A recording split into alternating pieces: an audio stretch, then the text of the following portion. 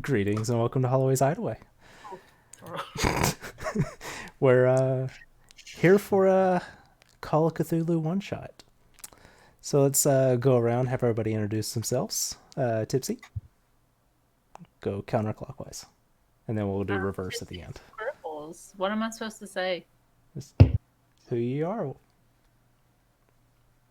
I'm TipsyScribbles. And yeah. Do I say my player? If you want to. Y'all want to go ahead and introduce your players? Or you want to introduce them in the story? It's up to you guys. I don't know. Are we supposed to all know each other already? Or Probably should have figured that out before we started. Well, there's my introduction. Next.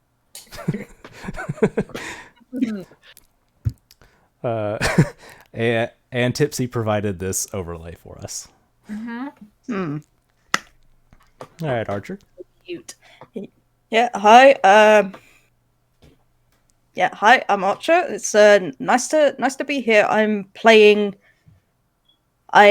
a character who you will see in a minute. Yeah, I didn't introduce myself. Oops. Who needs introductions? Pff, overrated. Fair enough. mzazula. Did I pronounce that correctly? Hello. Yeah, and I go by Ariel, so nice to meet you guys. You for too. having me. Nice to meet you. And Lazy. Yes, I am Lazybones TV.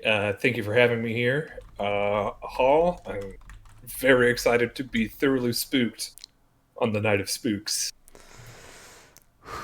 I'm totally not nervous. And I am Hall Hideaway. Look how I did the glass. I did the glass like semi-transparent so we could see our camera through it. That's breaking. Is that not so cool? It looks great. So excited. Okay. All right. So the four of you are all in various locations at 6 o'clock.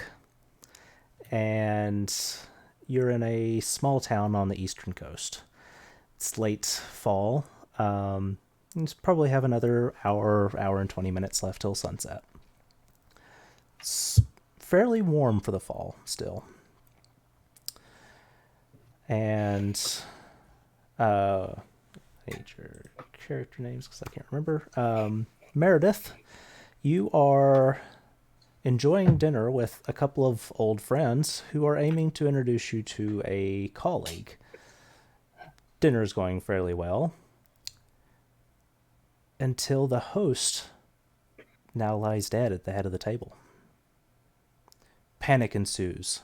Everybody at the table is frantically trying to figure out what has just happened. And in the craziness, the police are called. They quickly surround the area and move all the guests to a sitting room. Through all the radio chatter, Daisy, Grover, and Danny all receive word of these events. Grover, you are contacted directly by the police. Seem to think this might be up your alley and they could use some help. The police seem thoroughly confused by what's going on. Daisy and Danny, both of you are fairly well known for listening in to police scanners and are very interested by these very different stories that are going back and forth over the scanner. The police are truly stumped.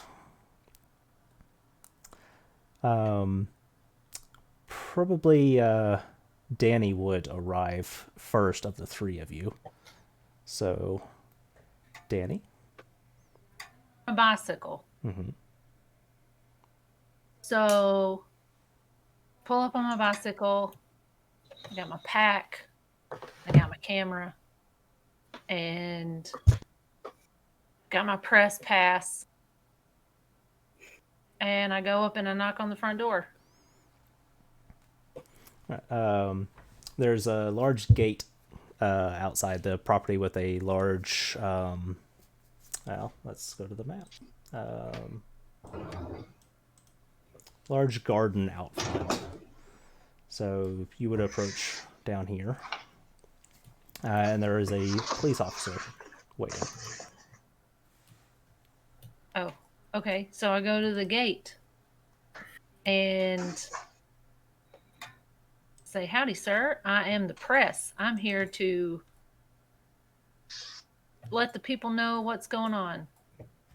Oh crap! I didn't save some of my names.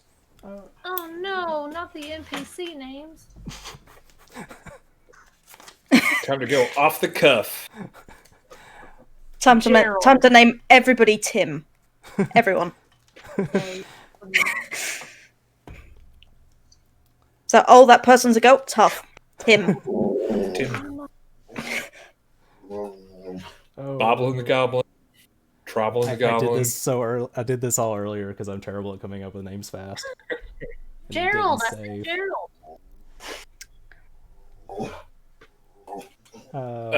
To vamp for the keeper. The worst impromptu name I've ever come up with in my GMing career was the party was looking for a party planner to track down the missing scion of a noble house, and they were like, "Oh, what is the name of this party planner?"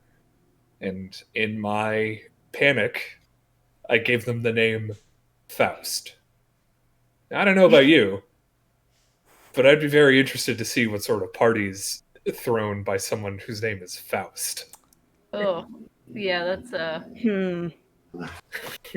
Maybe it is very apropos for the Night of Spooks that we are currently at. All right. Thankfully, I sent some of these.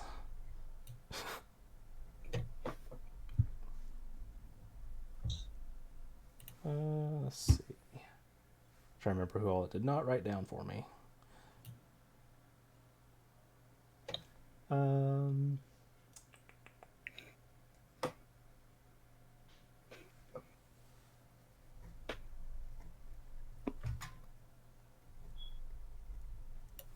Alrighty, I got them all.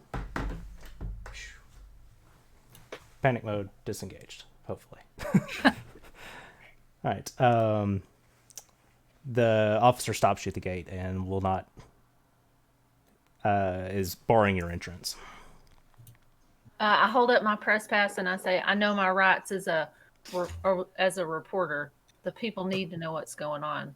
Now, would you rather a good story come out of this or a bad one?" Nice. Make me a persuade or a fast talk. Is that technically fast talk? It didn't really feel very fast talky. Where Huh? is fast talk? Oh, there it is. What'd I get? Failure. Oof. That was a really Dang good it. roll. Okay, so we want to roll low, right? Yes, you want to roll low. Call of Cthulhu is a D100 system with percentiles.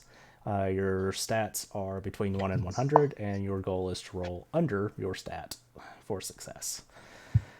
Speaking of which, we did not roll luck for everybody. Oh yeah, that's right. For starting luck, you roll 3d6 and you multiply the result by 5. Ooh, maths. Love that. All right. 5. I might be doing trick or treaters. Hold on. Okay. Oh, I feel you. All right, Tipsy, that's 20 for you. Yeah. So 25. 25, 65 for Ariel. All right. That's pretty dang high. So the luck mechanic in this game, you can use your luck to alter a roll. Say you fail by 1 or 2 points, you can spend your luck points down and make the roll a success. However, there are luck rolls required, so if you use your luck, the lower your luck is, so the more likely you are to fail luck rolls in the future. Do we have to roll our sanity? No, your sanity is equal to your power.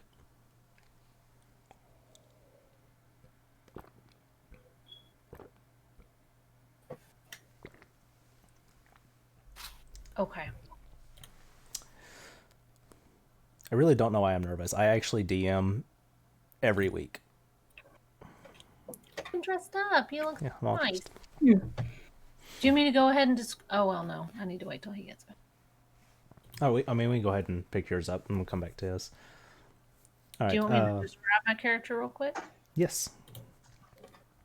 Okay. She looks kind of unkempt.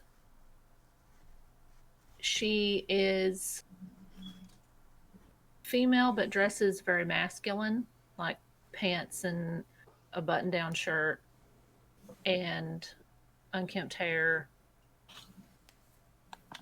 And she has like a bunch of bags, because cameras back then were not small.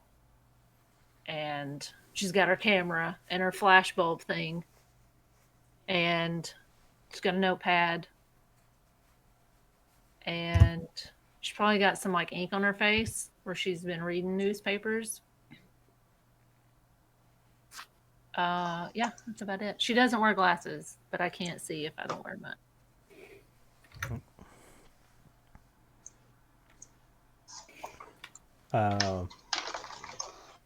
Right, and the officer says, "Sorry, sir, you're gonna have to wait."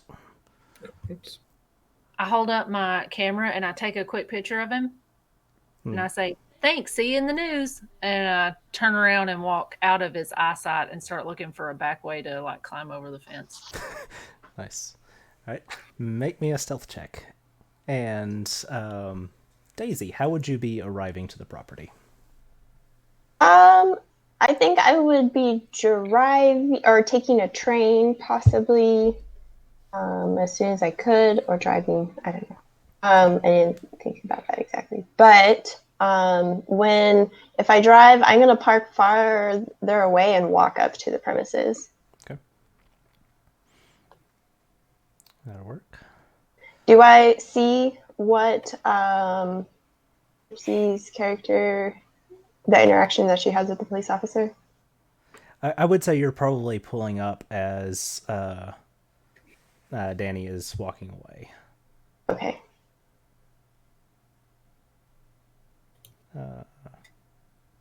Wait, is that a success or? 62? No. No. Okay. My dice did not get the memo that we're supposed to roll low. I was supposed to be under a 20. It's definitely not under a 20. Right, so yes, you would, as you're pulling up, you definitely would see an individual sneaking around the perimeter of the building. I think I will also begin sneaking around. So Following or in a different direction? From where I'm at, do I see anything? Is there There are two marked police cars out front and one officer outside the gate. It is a 2-story house that you see beyond the garden. How high is the wall? About That's the gate. 7 feet. Yeah.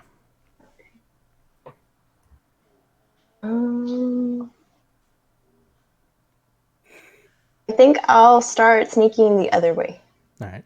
and see. And get a self check from you as well. Yeah.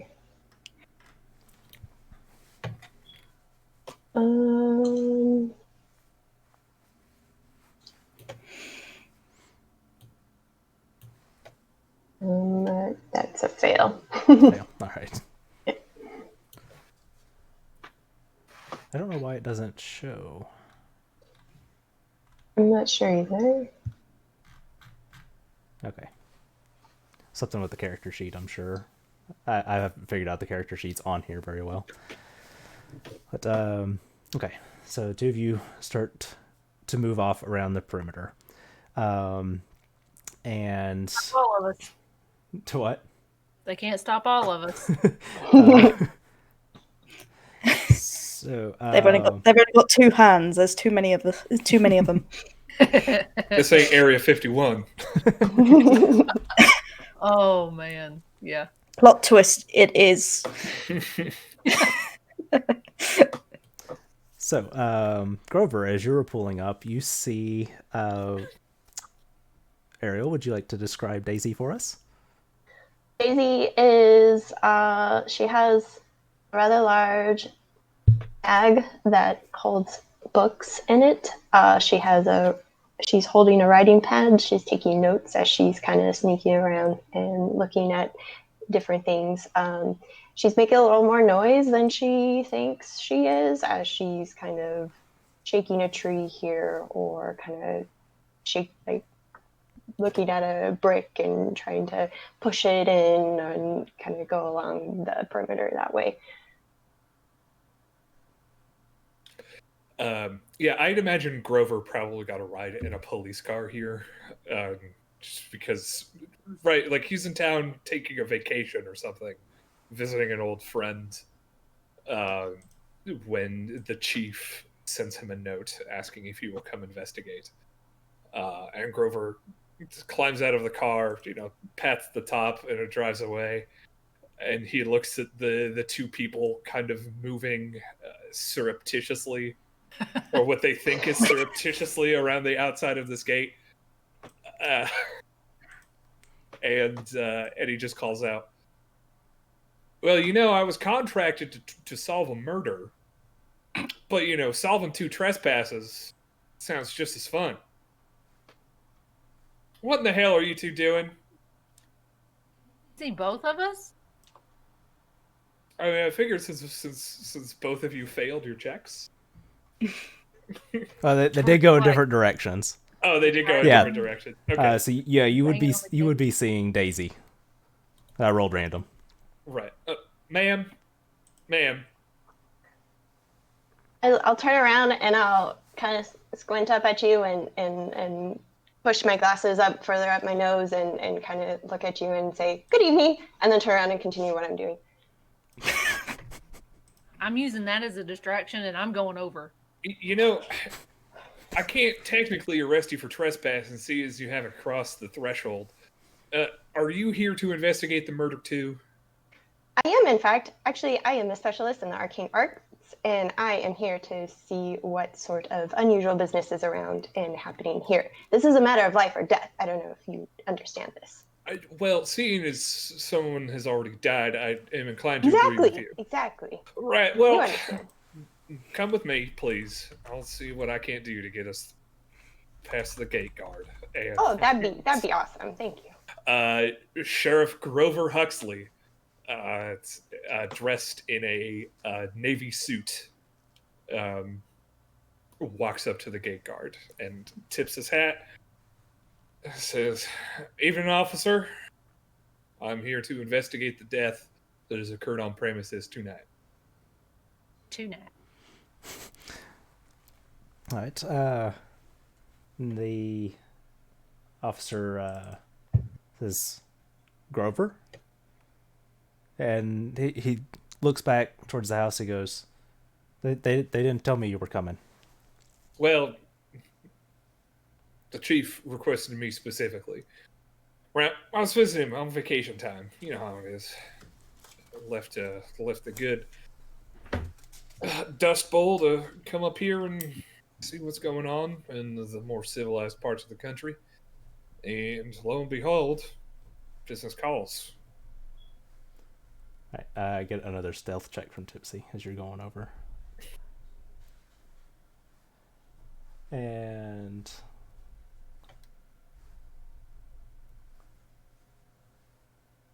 Can I use my luck? yeah, that's what it's there for. How does that work? You said you need 20 to succeed, so you can use 13 luck to succeed on the check. I'm doing it. I'm doing it. Lucky, lucky. If I can just get in. All right. How do you So take it away? you click on the top right of the sheet where it says edit mode. Okay. 20 minus 13 is 7, right? Yes. Math. Easy boy. All right. So he's like, okay, so yeah, come on, we'll take you in. They've got everybody away from the scene. Do you want to talk to everybody? You want to see for yourself? I would like to investigate the crime scene first before I Is this one with you? take to. I suppose. Sorry, ma'am. What is your name? My name's Daisy. Daisy. Daisy Green. I work Miss- at the library. Well, it turns back to the officer. Well, for better or for worse, Ms. Green is what I would call a consultant here on this case. So, yes, I suppose you could say she is with me. Well, very well. He reaches over and pushes this large gate through in.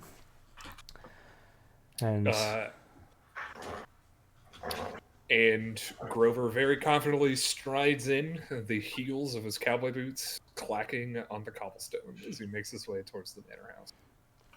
Right. There's a large gazebo that dominates the garden with several hedges. The greenery is starting to fade into the summer months. Or autumn months. Fall, yes. Which, I mean, in the South, it's really the same thing.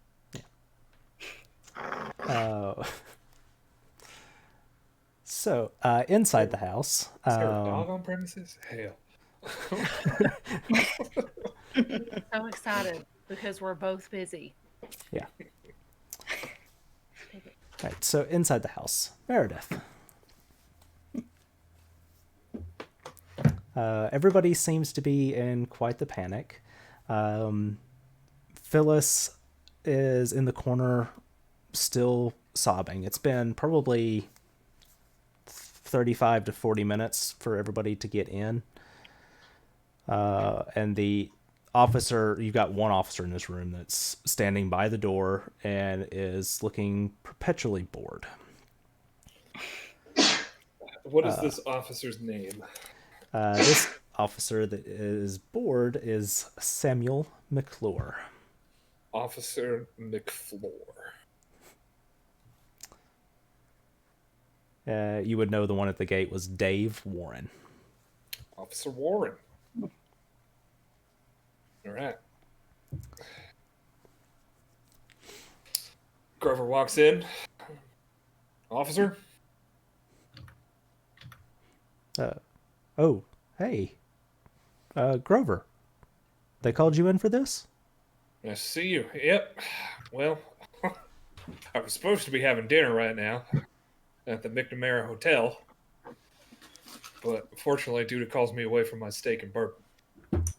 No, unfortunate. That's one word for it. Have you gone in there yet? No, I have not. I've just arrived, and I have rendezvoused with Miss Green here. He gestures down to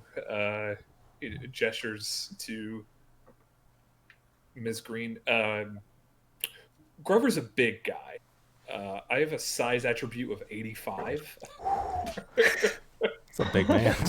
Yeah, Grover's a big guy. He's a husky fella. So when I say he looks down at Daisy, he does look down at her. Not counting the police officer, there are 6 people in this room, one of which is holding a baby. So 7, 6.5. Six Yeah, people 6 and a third. plus baby. All Yes. right. Yeah, Grover's going to walk up to them and say, he's going to tip his hat. He's going to say, Howdy, folks. My name is Sheriff Grover Huxley, outside of San Antonio, Texas.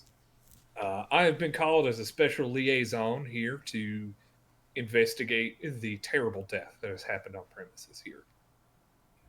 Hopefully, very soon we can get to the bottom of this and bring you peace and justice.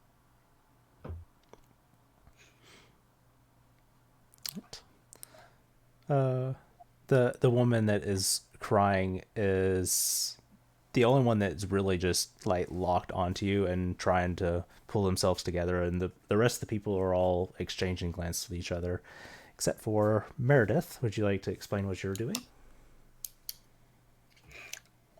I would say right now I'm just trying to, I guess, piece together in my head what's been going on here, what I saw. I mean, when obviously when the host when James was killed, what I saw was shocking. I mean, there was. How about I explain it to the kind officer that's just come into the room? At that point, I get up, and I kind of just I look up and down the kind fellow who's just the kind Texan fellow who's just entered the room, and I hold out a hand, and you see about 5'7", 5'8", so kind of short, kind of average height gentleman, rolled up sleeves of like a white shirt with a grey waistcoat and grey trousers and black shoes, like dress apparel basically. Mm-hmm. And so it's with kind of brown, kind of loose-ish, shaggy-ish hair and brown eyes, and I just hold up my hand, and I'm like, good evening, to you, sir. It's nice to meet you. What did you what was your name again? I'm sorry, I wasn't 100% paying attention. Yeah, Grover. Very with a huge hand, reaches out and very heartily shakes Meredith's hand. Yeah. Said, "My name is Sheriff Grover Huxley. It's a pleasure to meet you." Meredith Evans, if you would. Yeah. Well. Yeah. Quite the unusual name, but so I've heard from people over here, but my family they're Welsh, you see, so it's commonplace. Well, Mr. Evans, I don't judge people on their names. I judge people on their actions. And right now, I'm here to decipher what happened to the host. Now, Mr. Evans, if you would not mind telling me the name of the deceased. Well, yes, his name was James Hess. James Hess. Decent enough friend of mine. And how did you know Mr. Hess? How did I know? Oh. Well, I mean, we've known each other a fair while, and I was invited here in the hopes of getting an opportunity onto radio, which was quite an interesting opportunity. But what can I say? I'm very grateful for having this happen. That I point over to Cornelius is also here, isn't he? Or yes, Cornelius is in the room as well. Yeah, I point over to Cornelius, who wherever he is in the room. I'm like, yeah. Cornelius is very noisy right now. Yes. He steps forward and offers a hand. He actually tries to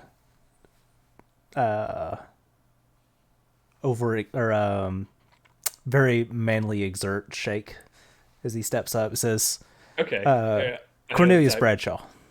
Cornelius Bradshaw. Oh. Did you say Yeah. Cornelius? Cornelius. Cornelius Bradshaw. That sounds like someone that Grover would know. That is a very southern name. Yeah. He is a dark-skinned man and says, I run my own radio station and I am looking for talent. And Mr. Hess introduced me to this Meredith. That was the point of this dinner. And Meredith, what sort of talent are you? Well, I'm a musician by trade.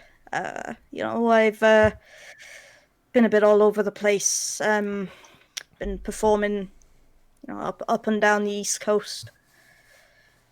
Yeah, but it's only really been recently where things have started to kick off. I met James.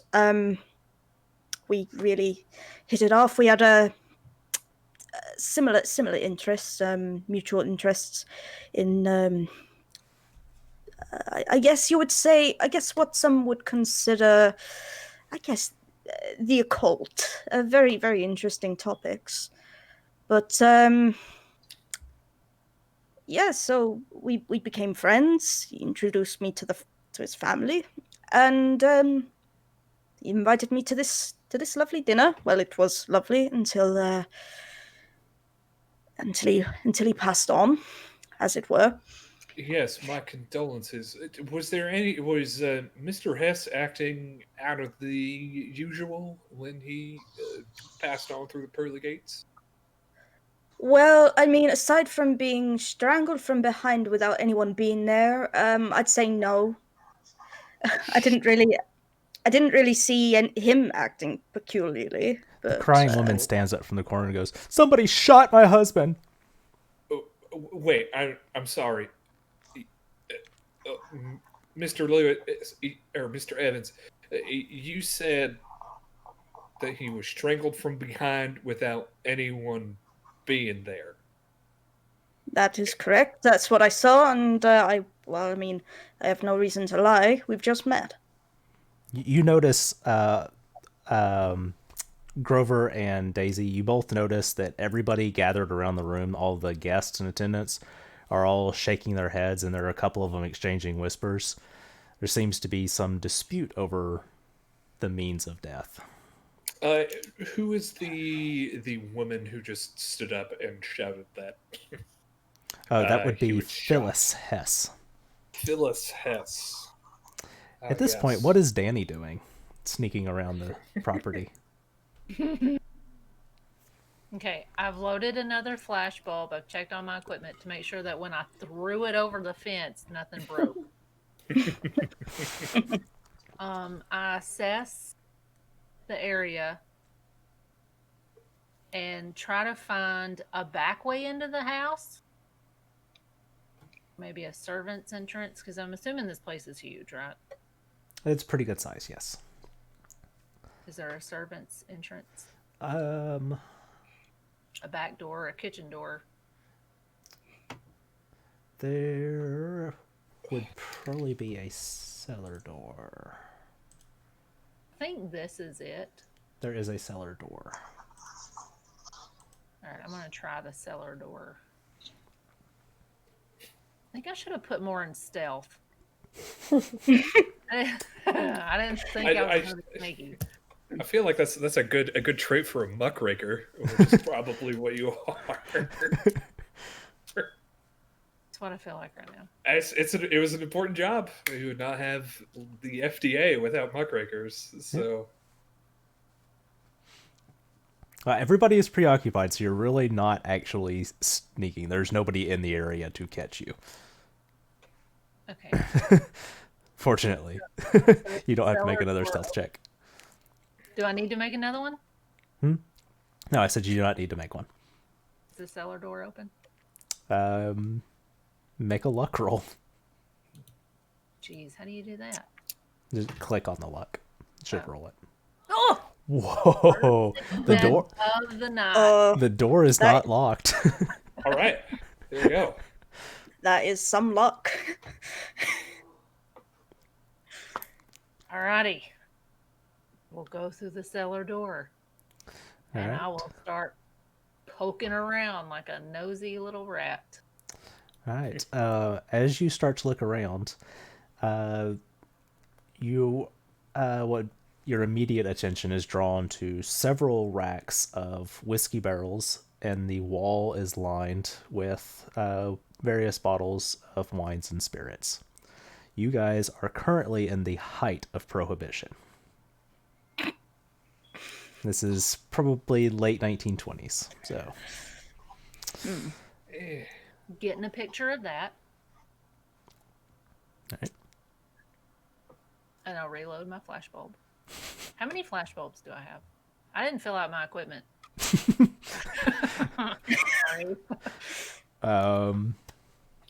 Let's just say that Sheriff Huxley doesn't care too much about the letter of that law and more of the spirit of that Yeah. law. Oh, yeah. I think it's pretty well generally understood that in America it was the law and nobody cared. Nobody gave a rat's patootie.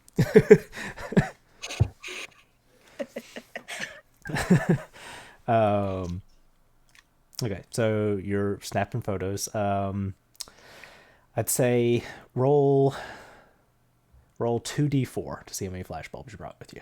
Because I've already used 2. Right? One for the front guard and then one for this. Yep. 2d4? Okay, so I have 4. Yep. You Ah, have 2 that's not a left. lot.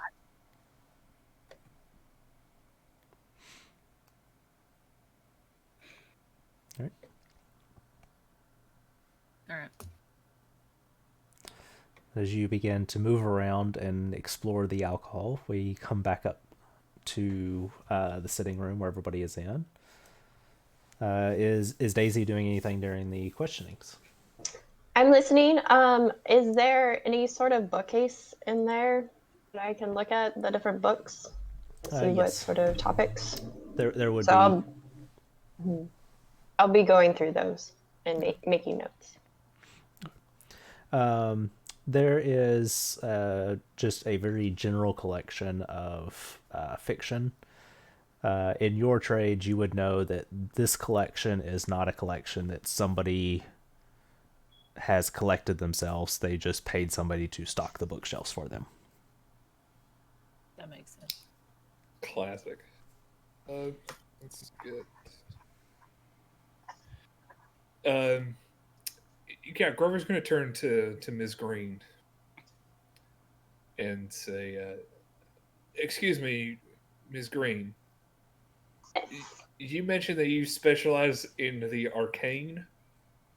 I do, in fact, and I was hoping to ask Mr. Evans about what type of occult conversations and interests were discussed prior to the untimely demise.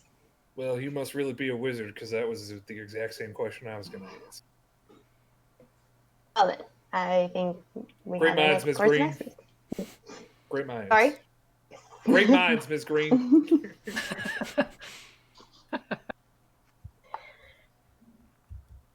Mr. Evans, if you have a moment.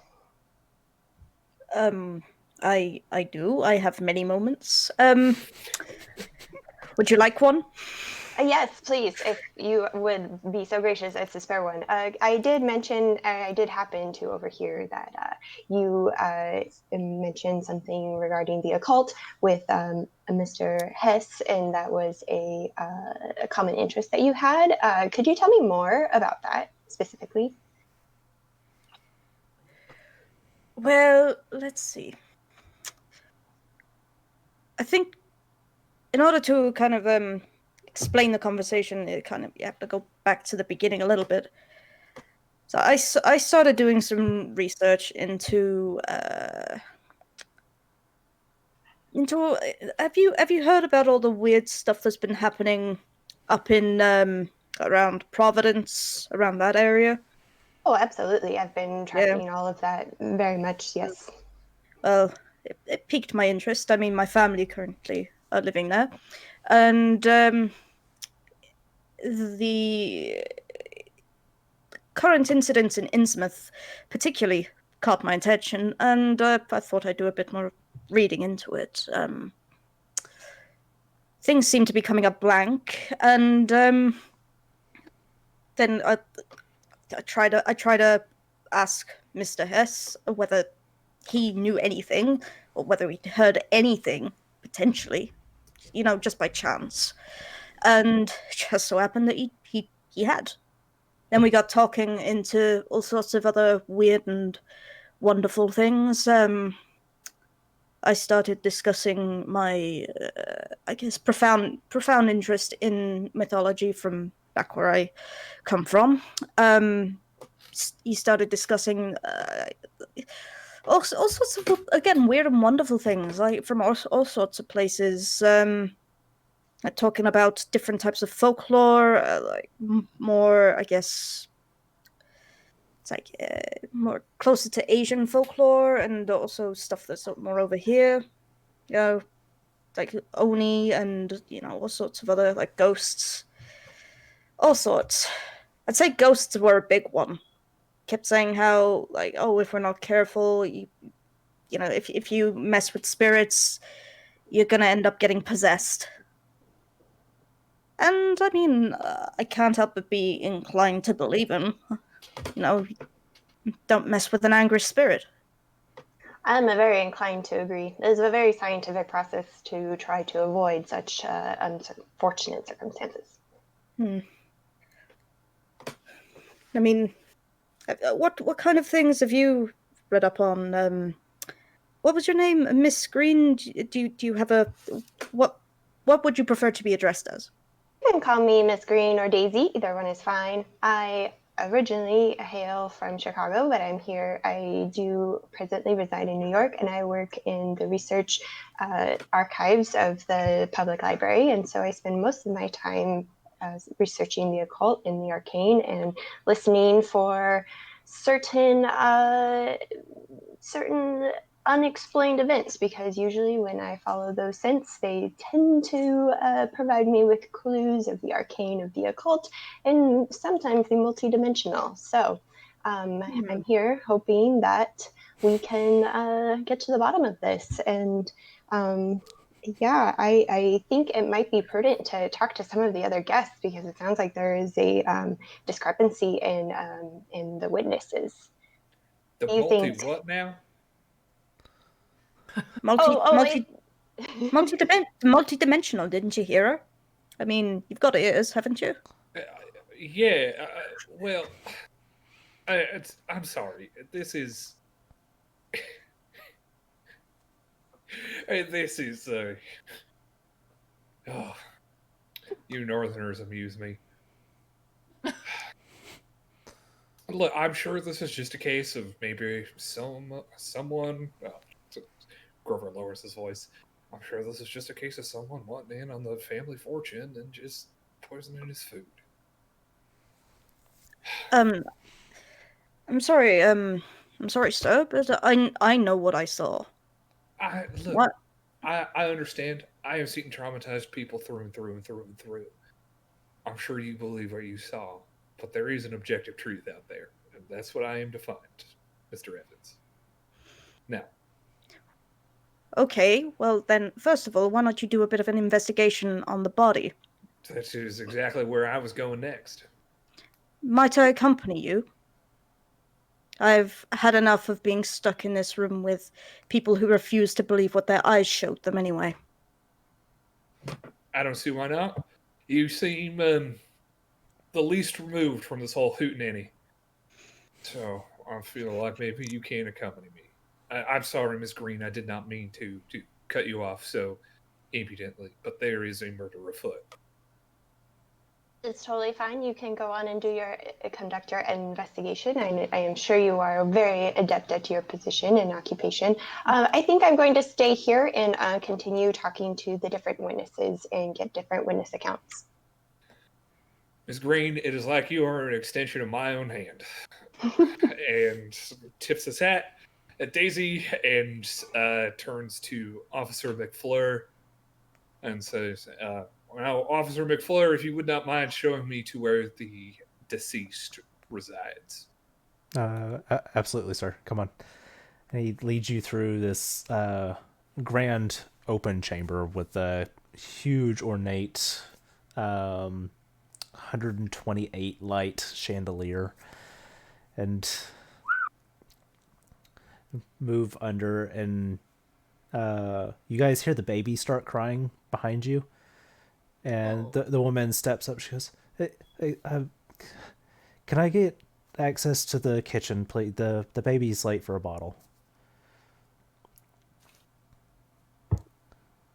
And the officer looks at the two of you and looks at her. And he says, "Listen, Huxley." He points at the door and he says, "It's through there. I mean, you know the procedure. Don't touch anything you don't have to touch. Document what you got to. I'll take care of this." You got it. He begins leading the woman to the kitchen. Danny, what are you doing down there in the cellar? Say, where am I, by the way? Yep, what are you doing in the cellar? It's gonna look real suspicious. I've probably already left the cellar. Going up? Yes. Okay. Then, Do I hear voices? yes. Yeah, I will try to find the voices. Right. Make a listen check. Listen. Okay, here we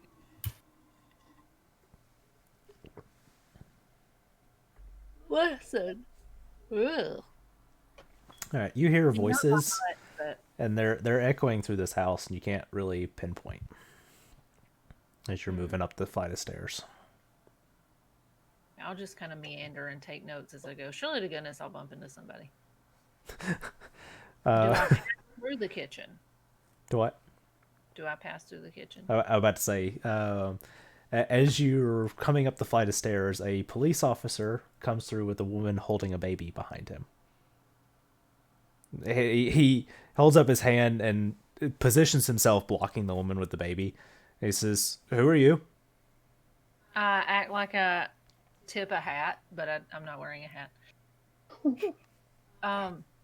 Danny Green here. I'm the press, and I'm here to report on the deceased person of the house. I'm here to make sure that their story gets told to the utmost correct way. Damn muckrakers. You need to go talk to the detective. I mean, jeez. Point me in the direction. Who let you... Did they let you in? Yes, I needed to use the restroom, and I seem to have gotten myself lost. It's a very large house. That's a fast talk. Oh man. Is there indoor bathrooms? Oh yeah. Yeah, it's the late 20s. All them fancy folk have indoor plumbing. Oh yeah. Oh, is there electricity? Yes. Do those bulbs fit my flash bulbs? No. I was gonna steal a few. So I just make my way wherever he points. I go that way. Yeah, make a fast talk because you just lied. I did lie. Oh, Yeah, don't you just hate it when you go to the toilet and you get lost? And then accosted by a police officer. Yeah. Happens all the time at a murder scene. Oh, so relatable. I mean, I hate when I go to somebody else's house and I'm like, "Can I go to the bathroom?" And they're like, "Yeah, you just go down the hall, turn left. It's the," and I'm like, "Whoa. Too many instructions." Yeah, here's a map. Here's a map of my house. Yeah, you see the X? That's where you need to go. Arrow. You are here. It's like Yeah, you are here. it's like Disneyland. Uh-oh. All right. So, Grover and Daisy, you guys enter the room while this conversation is taking place. The dead body is at the head of the table and is slumped back in the chair, head leaned back, just draped over the chair. Oh, no, sorry, Meredith, not Daisy. I forgot. Daisy stayed behind. Yes. Can I investigate the body to try to determine a cause of death? Yes. I'm thinking medicine check unless you can think of a better suggestion. Sure, medicine does indeed make a lot of sense. Okay. With my 1. Ooh, nice. I'm not a learned no. man. I'm All not right. a man of letters. Barely literate, some might say. But that is not a requirement to be sheriff in the great state of Texas. All right, here we go. A 96 when I need a 1. Yes. I think that would be what we consider a hard fail. Yes, absolutely. Actually, I think it's extreme. An extreme I think failure. they do have extreme category in this, which is That makes a lot of sense. yeah. Yikes. He doesn't have a pulse. Well, I know he's dead. That's about as much as. Yeah. So Grover pulls out a pen out of his breast pocket, and kind of goes and pokes the body a couple times. Because, well, he is dead. I can see why you're an investigator and not a doctor. You know, that is an excellent point. And then Grover's going to start looking around the rest of the room. Can I see? Is there any blood on the body? Right? Is there any coming out of his mouth, maybe, or is there anything indicative of perhaps a bullet wound? There is no wound that you can see. There's no blood in the chamber, or in the around the body. There's no blood.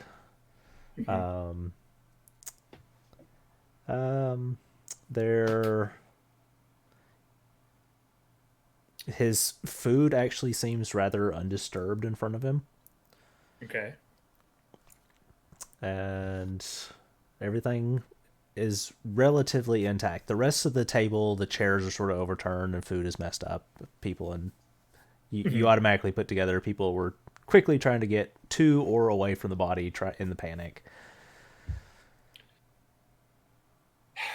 Well, this is most peculiar. I turn to Mr. Evans. And so he was just sitting there and something strangled him. Now, what makes you say specifically him being strangled? I say specifically that he was strangled because he was lifted up out of his chair by his neck. All right. And he was choking. As far as I'm aware, that doesn't just happen by a natural cause of effect with the body. I'm pretty certain. No, I'm no doctor. I might be wrong. I mean, I'm no doctor, but nor am I, as I'm sure we have established. But you are indeed correct. That does not seem like the normal sequence of events related to a natural death. And then Phyllis said that he was shot. I'm going to try Seemed and like- sniff seemed like around everyone- this. seemed like everyone was agreeing with her as well. So Can I look around? I see on the map that there's a fireplace in this room. Is there an old musket hanging from above the fireplace or something? Absolutely. Oh, there is. Okay. Absolutely. Grover would like to grab a chair, stand on the chair, and see if he can't see if the musket has been fired recently. All right. Can I make a firearms check? Yes, you may. I will solve this with shooting. Using skills. All right. Hey. Nice. There we go. Nice. I know my guns. All right. This gun. It doesn't take you very long to realize that this gun couldn't fire if anybody tried. It is purely for show, and the hammer has been removed from it. Well, this is certainly quite the conundrum. All right. Hmm. Daisy, you are left with the wife of the now deceased, the man you heard introduce himself as Cornelius Bradshaw, and another couple. All right, I'll go up to Mr. Bradshaw first, and I'll ask him, Mr. Bradshaw, can you tell me exactly what you saw at the time of Mr. Hess's death? He glances over at the rest of the people in the room and sort of like grabs you by the elbow and leans you away from everybody. Sort of leans in and he goes, "Swear it's the damnedest thing. They're all saying different stuff. I swear the man just choked." Just like on a piece of food? Yeah, I ran toward him. I tried to help him, and everything I did didn't do any good. And he just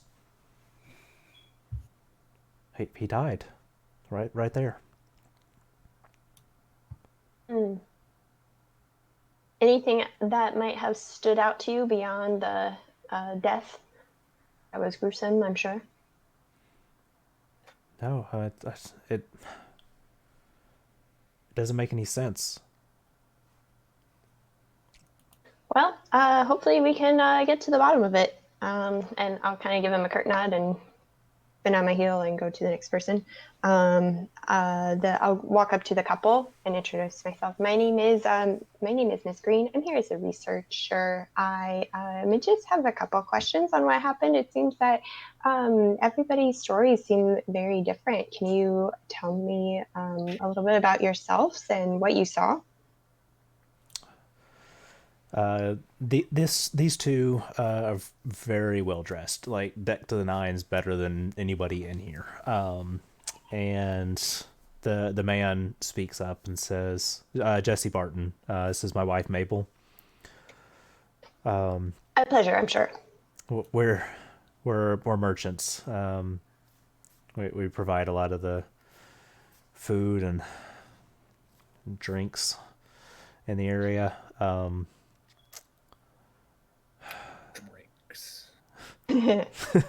And like, we even saw something different. I mean, he said there was just so much blood and chaos in it. It was like somebody had slit his throat in front of us, but there was nobody standing there. And his wife is shaking her head. She says, "Somebody slammed his head into the table."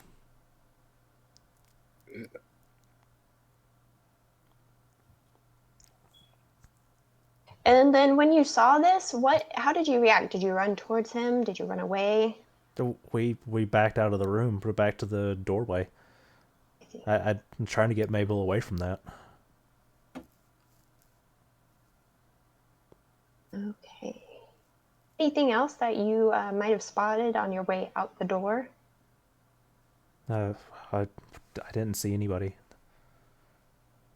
All right. Well, thank you. If you think of anything else, I'm sure the sheriff might ask you later. And I'll turn around, and I think that's everybody I talked to, correct? Yes. Mm-hmm. Okay. And then in that sitting room, there is a desk, correct? Yes. Yeah. Could I search through it and see if there's any hidden compartments or anything in the drawers? I'm trying to remember what all the skill checks are. Do you have one that you would like to make? Um, 'Cause my brain is saying investigation. I know that's 5e. I don't think. yeah, I was gonna say, is there a perception check that I can make? Spot hidden. What? Oh Yeah. yeah, there we go.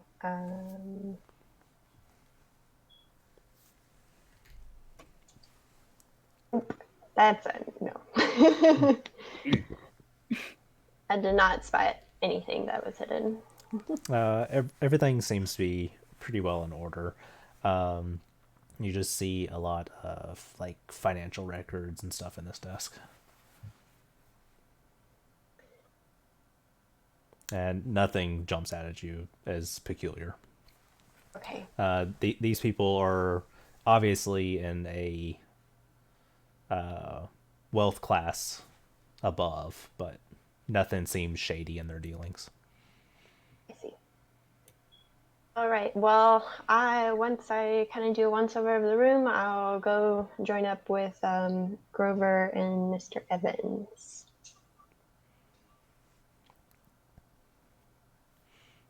Right.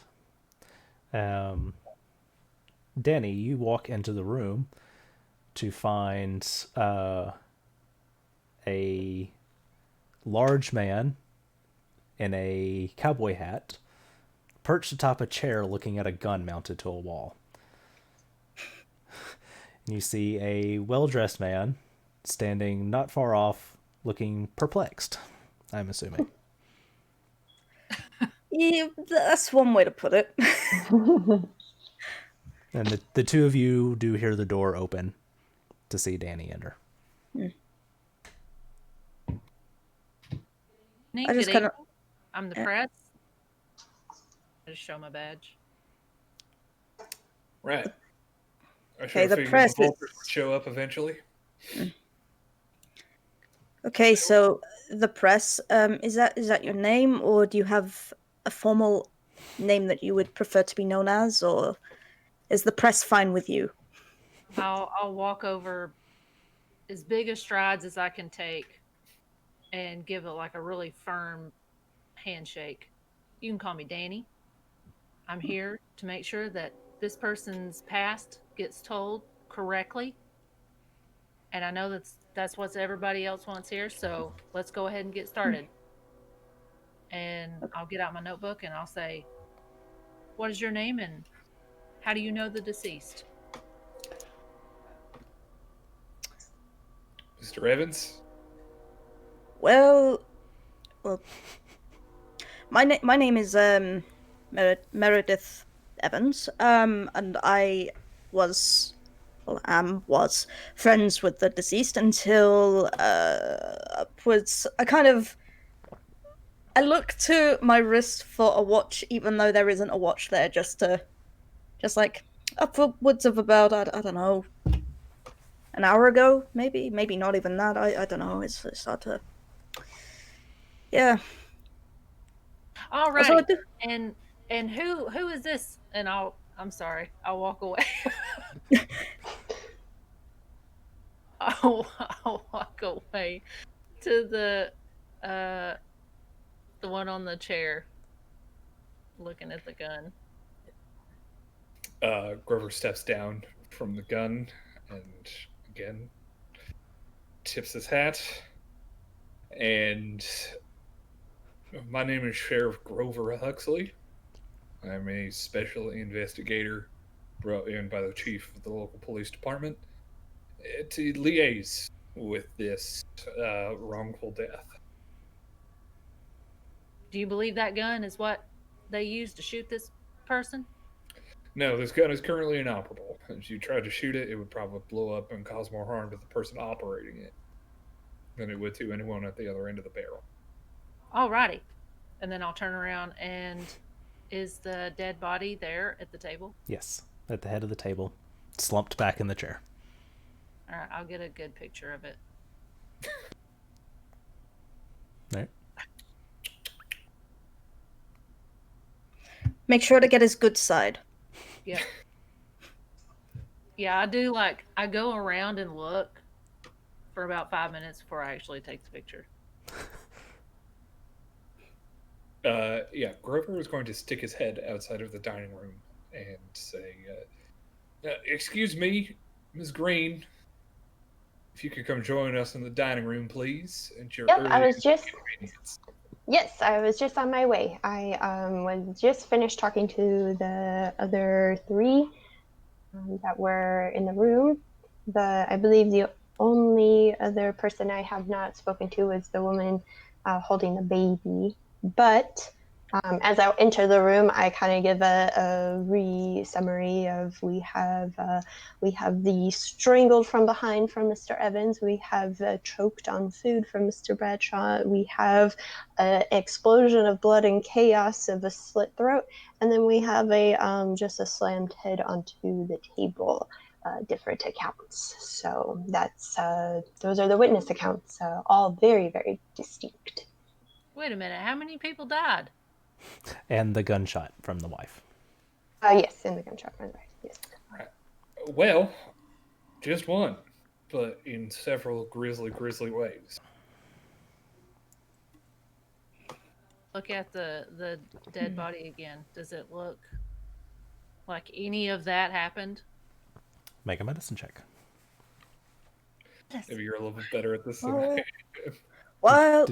While that's going on, I kind of turn my heel towards Daisy, and I'm like, "What was that you were saying about multi-dimensional things? Could you go over that again?"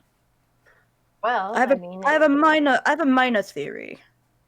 That Yes, I would like to propose. If we all saw different things, and clearly only one of those things must have happened, but how did we all see the same thing? Oh, not see the same thing. How did we all see different things? Well, Maybe time splits. I don't know. I mean, that was it. That was definitely something that has also been in my mind as well.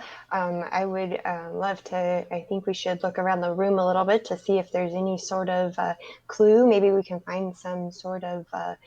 If there's evidence of some sort of dimensional convergence or portal that we might be able to find, that might be able to lead us somewhere. Before anything else. Oh, sorry. Sorry. Yeah. Before anything else, are there any clocks in this room? I don't think they would in the dining room. Okay. Would there be any clocks nearby? Probably in the kitchen and the sitting room. Okay. I would Do like... they chime on the hour? Yes. Yeah. Sorry. Okay. I'd like to go over to the kitchen and have a look at the clock. Okay. Yeah, that is one of the distinctive measures that the people in attendance were able to time it at 6 o'clock while the chimes were going. On the fourth chime, the body died, or everything has happened during the fourth chime at 6 hour. So there is one thing that they can all agree on is the fourth chime. Mm-hmm. Do I know anything about hallucinogenic drugs? If it is the late 20s, LSD did exist. Yeah, absolutely. Do you have a check that you would like to make? What would that be? I would propose psychology. Y'all, Yes, psychoanalysis. Yeah. I put 50 points into a freaking bicycle. I just want to talk about that. Look, I've got 50 points in ride, so I'm right there with you, sister. I mean, I've got 70 total. I've got 70 total for a violin that I'll probably never use. So Library use for me, so you know. having fun isn't hard if you got your library card. Hey, I couldn't have said it better myself. As the wise man known as Arthur once said. where is it? Oh, psychology. There it is. Oh, I got a 10. Nope. A 77 is not quite a 10. So, I would assume with your profession that you would have some idea of their existence, but as far as details, nothing. Like, you would know that people take drugs and see shit sometimes. What? I said you would know that there are drugs out there but details, you don't know anything. Okay. Like, I don't know what it looks like, how you take it. Hell, I mean, it's the 20s. You could get opium for babies. Yeah. I mean, Yeah, you can get. They still opium. had Coke in Coke, right? In the 20s? yeah, exactly. Yeah. They had Coke up until like 45. Yeah. Real Yeah. picker upper. Right. Maybe they were poisoned. I'll just kind of look at the food. Well, Does it smell weird? Mr. Evans, can you recall seeing Mr. Hess here even take any bites of his food? Would I have noticed anything like that? I don't think he would have started eating. He probably would have been drinking, probably would have had a sip or two from a wine glass that's sitting in front of him. No, man. Listen. Hmm. What if everybody drugged everybody else's food but this man? That's why they all thought he died different. Well, as Maybe they shot it up with fanciful. some of that LSD. as fanciful as the discussion of multiple dimensions and time splits is, we're currently standing in one dimension, and that is the dimension that I'm going to work with. Oh, one dimension that you can see, of course. Now, look, Ms. Evans, God gave me 3 dimensions, and I'm going to work with those 3 dimensions. But I'll think go over to the librarian lady with my notepad. I raise my notepad as well when you come over. So, notepad, you say? I see your notepad and I raise you a notepad. So you think this was ghosts? Is that what you're saying? I'm not discounting anything. And you see me just write ghosts. Big letters, ghosts. It takes up a whole It was page. ghosts. Aliens. Aliens, yes. Yeah, while they're talking, I just kind of silently creep out the room to go to the kitchen to check on the clock. Just saying what my character's doing. Are you distinctly trying to not be seen by the others? Yes. Stealth. Why not? Alright. Do I just click on the thingy? Yes, should work, yeah. Okay. First roll. Yeah, my first ever roll, and I don't know how to roll. You have to take edit mode off before you do that. I was about to say, don't be in edit mode. Ah, dang it. No. So I don't know why it's showing success and failure for some, but not all. That's weird. Yeah. That's Strange. I don't know. All right. So you move through the door, and all of you take note of Meredith leaning into the kitchen. And in the kitchen, the officer looks up as you lean in, and the woman is holding the baby on one hip and preparing a bottle at the stove. Because it got open. I'm just like, don't mind me. I just wanted to know what the time was, and there was no clock in the dining room, so this was the closest one I could think of. And the clock starts to chime. What? 7th hour. 7th hour. So we've been here an hour.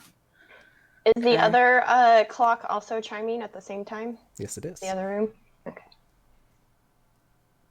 Well, I'm And just like, well, you hear a third one upstairs as well. Do I have on a watch? Do you? I'm just like, Probably not.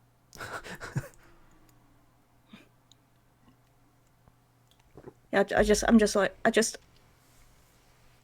look over at the officer, and is that Mrs. Hess there, or is that someone else? The woman, is the caretaker. Oh, okay, so someone else. Okay, I just acknowledge the situation. I'm just like, oh, that answers my question at the sound of the bell chime. I'll be on my way now. And then I head back.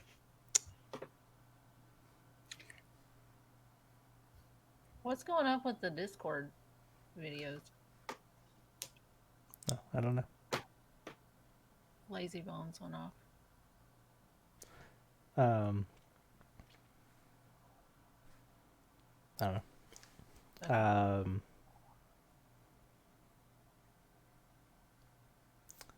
right. So, what did you ask about the caretaker?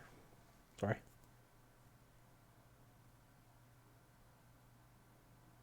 Who? Meredith. Oh, I was just wondering whether it was because I couldn't quite remember whether Miss Hess was still in the room or not whether she was the one who actually went into the kitchen or not. But seeing as she wasn't, that basically answers my question. I've acknowledged that the officer and the woman and the baby are in the room. The bell's chimed. I've gone back. Okay. Can I search for hidden things in the dining room in the Yes. meantime? Make a spot hidden check.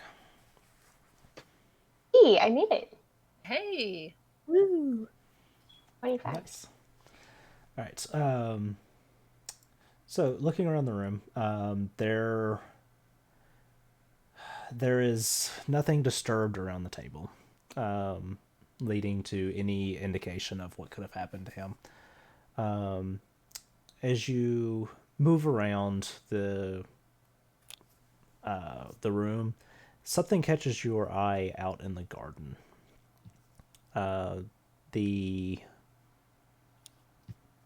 Away from the cobblestone that dominates the area, there's a grass area that's for sitting, and beneath one of the benches, there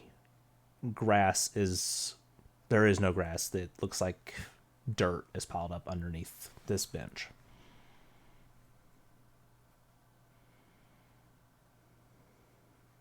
All right.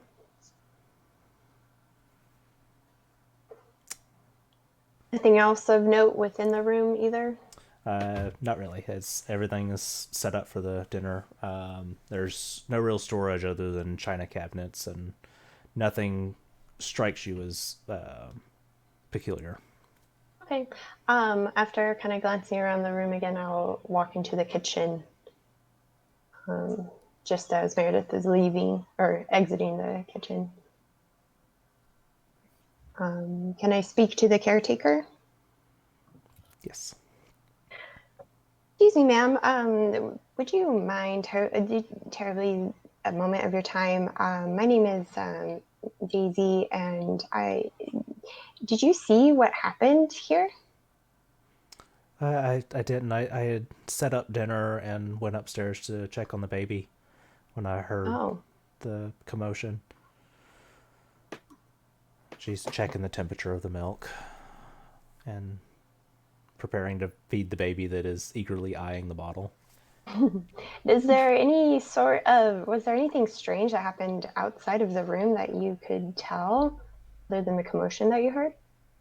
I don't really know. I mean, the bells were chiming through the house. I mean, you heard how loud it was, Right. and then just screams and panic downstairs. I came down as quick as I could with the baby, and they were urging me not to go in there. Is the baby the child of the deceased? Yes, it's James and Phyllis's. It's little Thomas. I see. Well, thank you for your time, and I excuse myself and head out.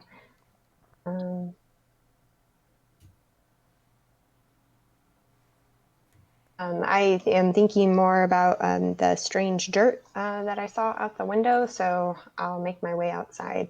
And I don't care if anyone sees me, but I don't really say anything. I just go.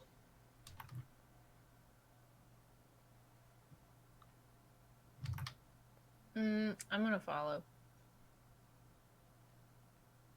All What's Grover and Meredith doing? I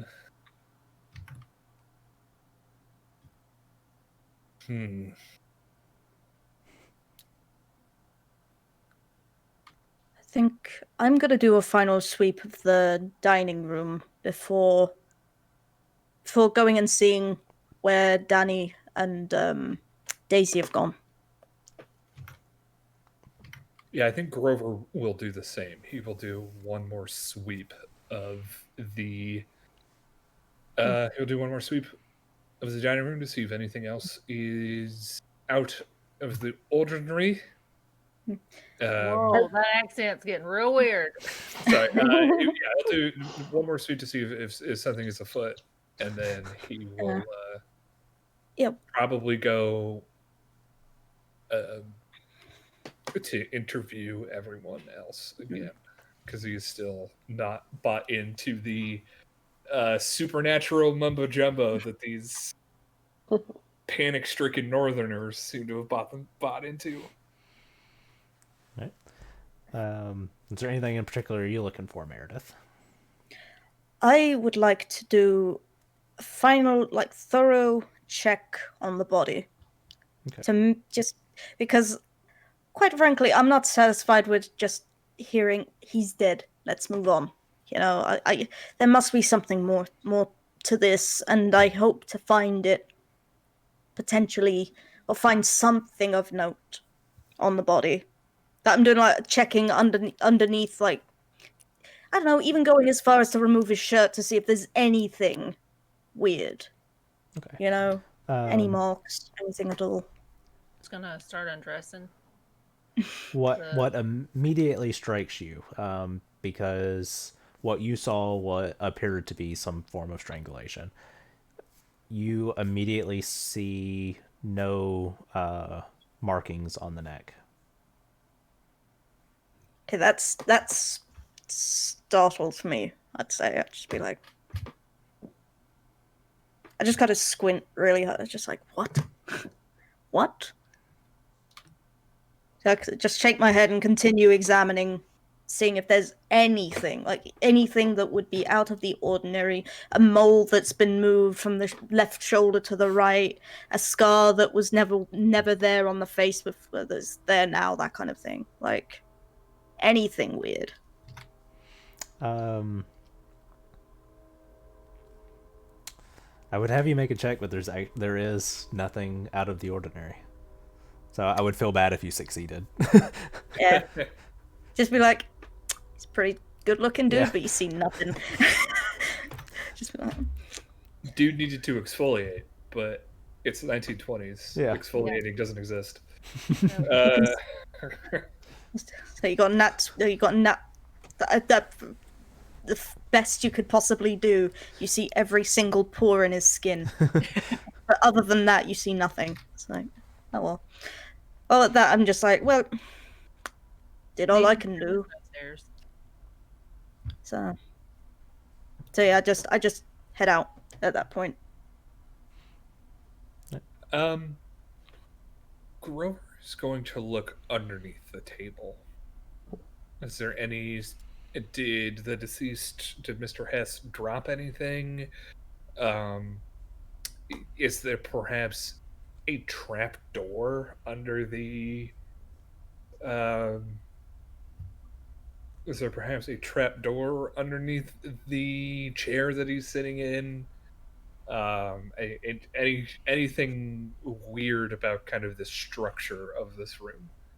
I am asking because Grover probably read in a newspaper once about the weird manor that was built outside of San Francisco at the turn of the century, where there are just hallways that lead to dead ends. You open a door and it's the exterior of the building, but you're on the third floor and it's a sheer drop.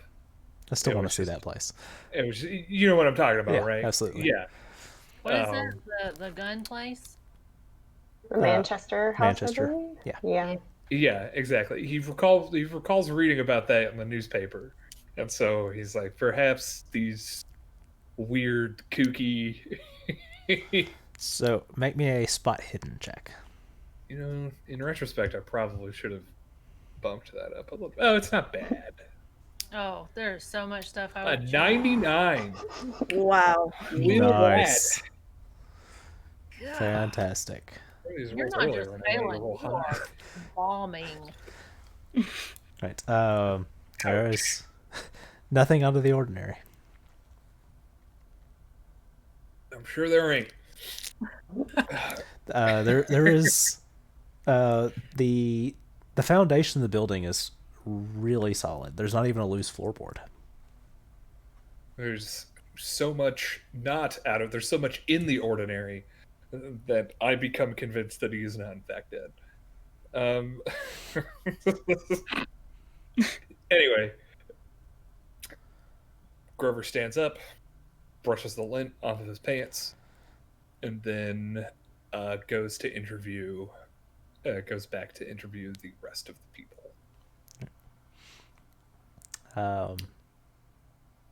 We can circle back around to me later. Daisy and Danny. I'll kind of beeline it out to the bench that I saw, and kind of take a look at my surroundings there.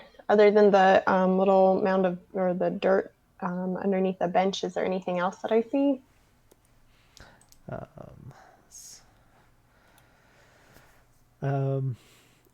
There is 2 benches in the area and a little bistro sitting section.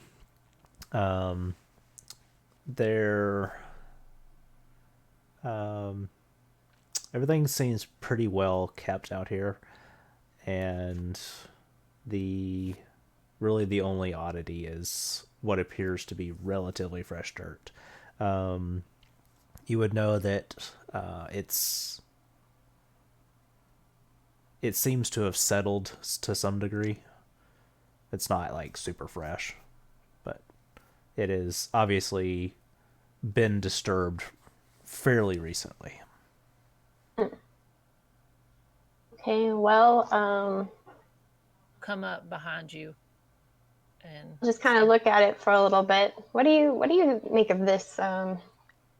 Is there a gardening Danny? check? Yeah, I know, right? agriculture. I'll like wiggle the bench and see if it. I don't know. What is a natural world check? Let's see what the book says. Is that like nature? That's what I'm thinking.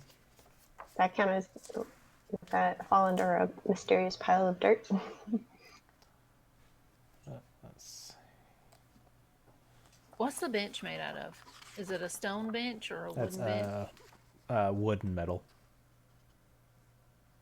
I'm gonna try to move it to see if anybody's anchored it to the ground. It is easily movable. What's your strength?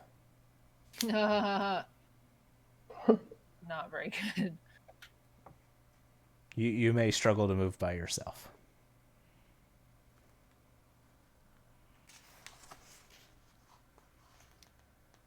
Because benches aren't really ever that heavy. They're just very awkwardly weird to move. Well, yeah, and he's being tipped over. Thanks. What?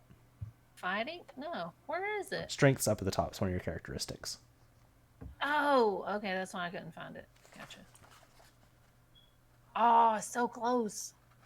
Hey, you want to give me a hand? Yeah. Now I have to find it. Oh, okay. You take that side. I'll take this. Oh, God.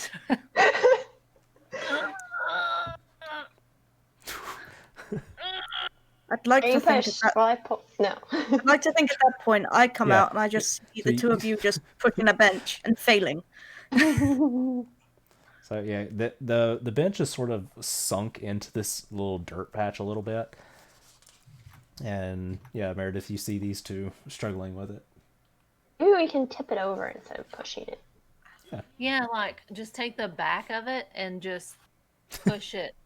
Grover, Grover looks through one of the windows and sees the three of them struggling with this bench. And just like... Hey, you were investigating a non-operable gun. I mean, Don't even. there were reports of a gunshot, so there were no reports of assault with a deadly bench. We're talking about paranormal. You don't know. Well, thank you for the raid. Oh, we got a raid? Yeah, We did. Woo! All right. Natural world represents the traditional knowledge and personal observation of farmers, fishermen, inspired amateurs, and hobbyists. It can identify species, habits, and habitats in a general way, and identify tracks, spores, and calls, as well as allowing guesses as to what may be important to a particular species. So if you It's have... like a nature check. Yeah, it's real close to a nature check. If you would like to make one. Why not? Let's see if this has has to do with an animal. Oh. Hey. Nice. Did we ever flip the bench? What? Did we ever flip the bench over? Yeah. You guys would be flipping the bench over as Meredith approaches.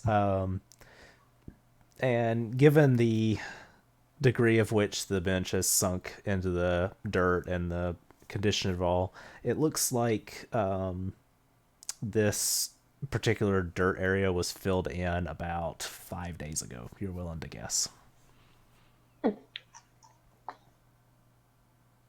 About how big would you say the area is? Probably about 1.5 feet wide to about 5-ish long.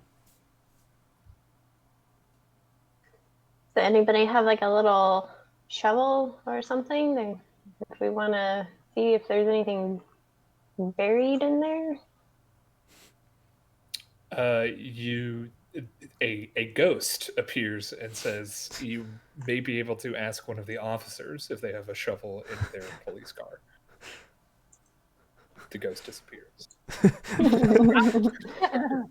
I mean, we are also in a garden, so maybe there's one laying around, like by a shed. If somebody would like to make a luck roll. Who's gonna make it? Who's making it? I'll try first. Okay. Oh. Hey. Oh. All right. So looking around, and you're thinking about heading into the building to see if you can find somebody to ask about the location of equipment. You see a shovel is thrown into the bushes. Are you guys on this? No, I didn't even move you guys over to this map. Yeah, I was about to say, babe, we're not on the garden. All right, so this is the bench in question. You find the shovel over here as you're headed to turn into the house. This is the front door of the house. Oh, this is convenient. I found a shovel. With dried dirt on the blade. Huh. This looks like our tool in question here. Does anyone want to do the honor? I turn to Meredith and Danny. Would you guys like to uncover this? Here, I'll help you. All right. She's never used a shovel. The three of you begin working on this. Grover? Grover is going to see all this happening through a window. And then he's going to look at he's going to like peer through the doorway at the people in the sitting room. Yeah. And then he's just going to be like...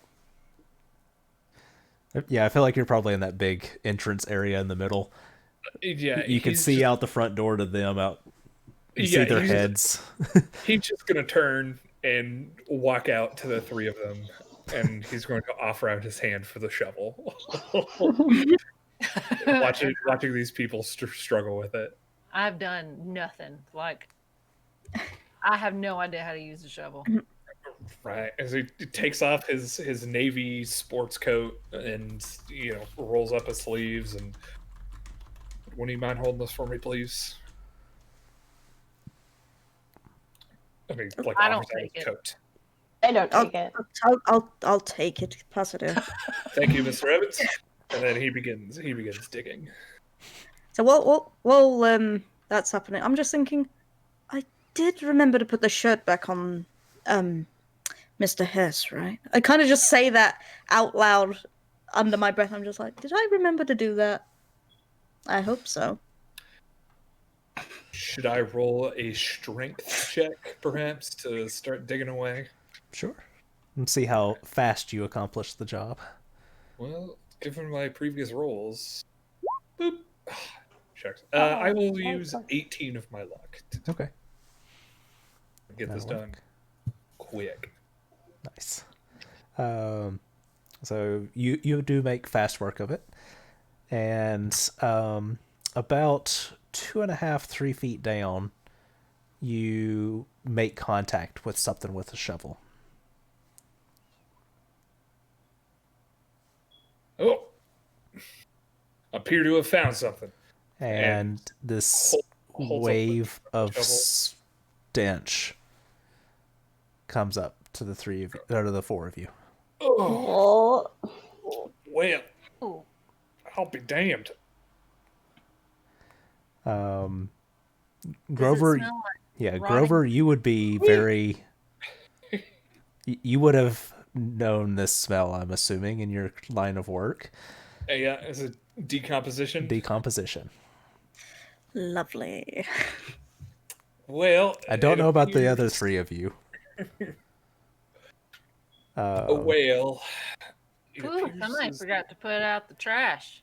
this is much more than forgetting to put out the trash. Can I determine? Is it like a fresh body?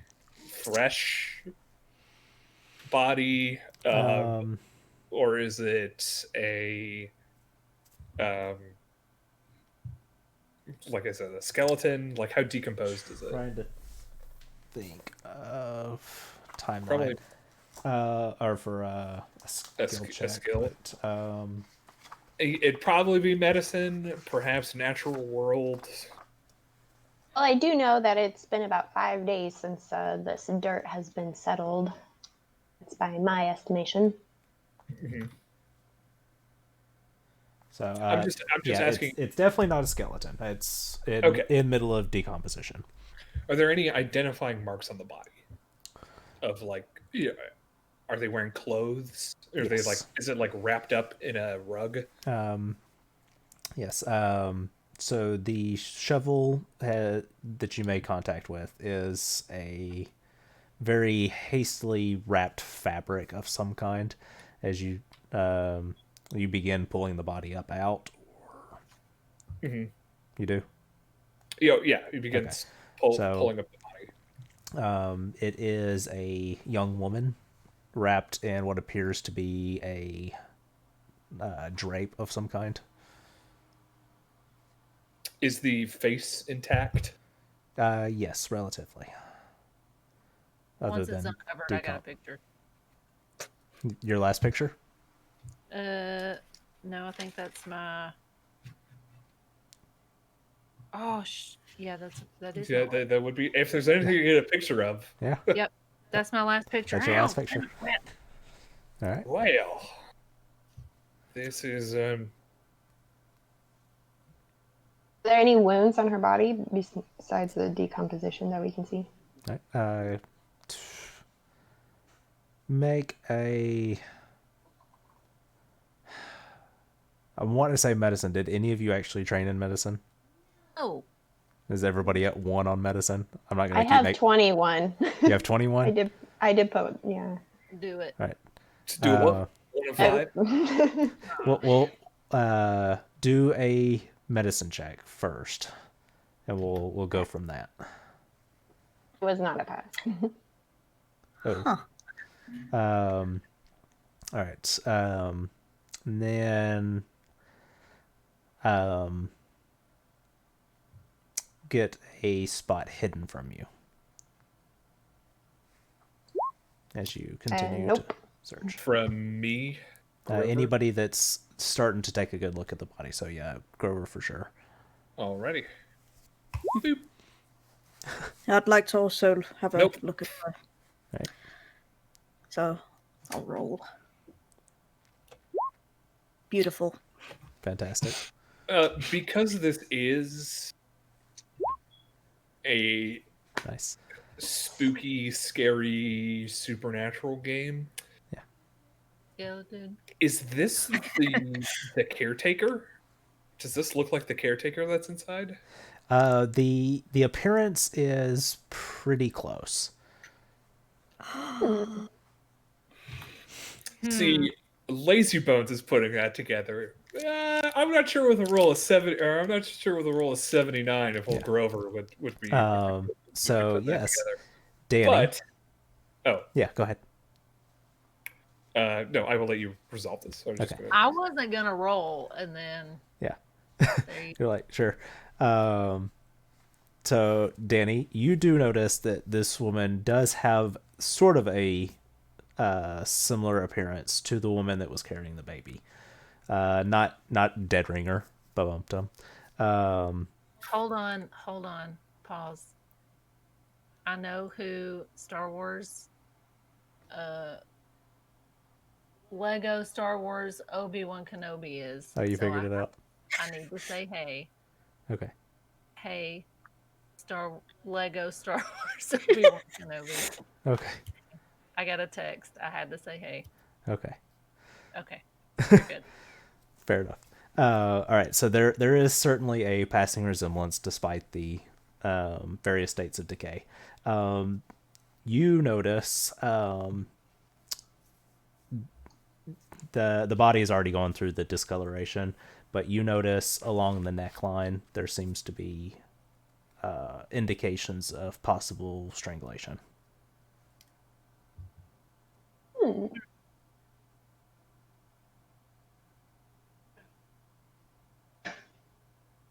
And that's it?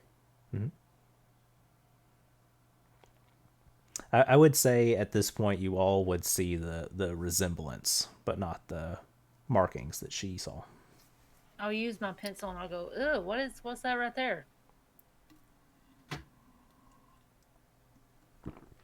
What's that? I'll point at it. well, those appear to be strangulation marks. Okay, this is going to sound really grotesque now. What is she wearing? Oh my god. No, is the body clothed? The body really is just- clothed. Okay. Yeah, this is going to sound really grotesque, but Grover is going to begin to open the shirt and look for a gunshot wound. Okay. You do not see any indications. So no indications of gunshot wound. Okay. There's strangulation marks. What about a slit throat? No. And could I, like, using my pen, could I open the mouth and see if there's anything stuck in the throat? Again, you don't find anything. And last but not least, is there bruising, contusions on the forehead to indicate that her head may have been slammed in anything? No. Okay, dang it. It's just a theory. I was Perhaps thinking it was the a same voodoo thing. doll. I Of was some thinking sort. the same thing. Is Officer Warren still standing at the gate? Yes. Okay. You would know that his job is don't let anybody in. Okay. Team, do we think it would be a good intimidation tactic to bring everyone out here to see this body and be like, hey, what the fuck? I will leave that. I'm out of character table talk. I'm throwing that out to the group to see if we think that might be good, to see if we can't shake loose any more information about people. Yeah. From people. I don't know about you, but I want to go see this quote unquote caretaker again. I want to go see what's going on there. I mean, I did go into the kitchen before when the clock struck, but You know, I wanna ask her some questions. I guess you could say leading questions. Try and get some answers out of her, or whoever they are. I'd like to continue searching the garden for other potential buried bodies. Make a spot hidden check. may I assist? I'd like to use 4 points of luck for that. All right. Does that mean it just makes the save then? If I do that, and then I just Yes. subtract luck? Okay. Yep. So yeah, you would reduce whatever your luck total is by 4, and then it makes a success. Okay. All right. Danny, are you looking as well? Yeah. Okay. Go ahead.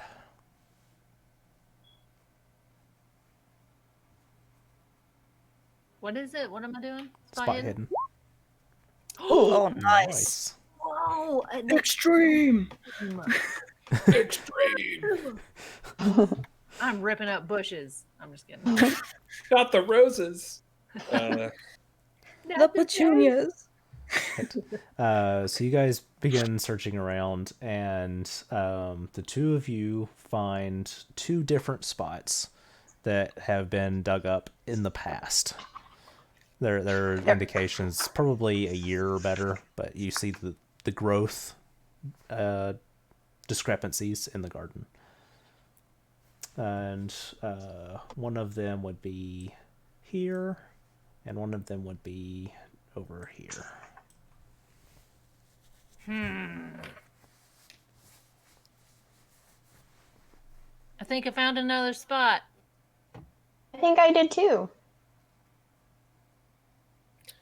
Well.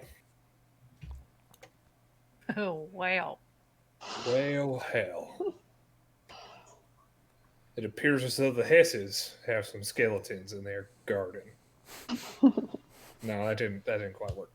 All right. Well, it's going to take the shovel and go to digging up the spots again and seeing what's underneath. All right. These you guys spend the next 20 minutes or so out here, and you do find 2 skeletons. 1 in each blood. Do they have any sort of distinctive marks? Clothing or items?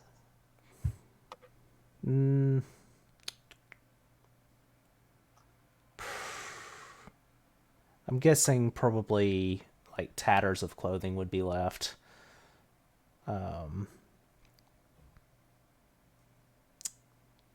There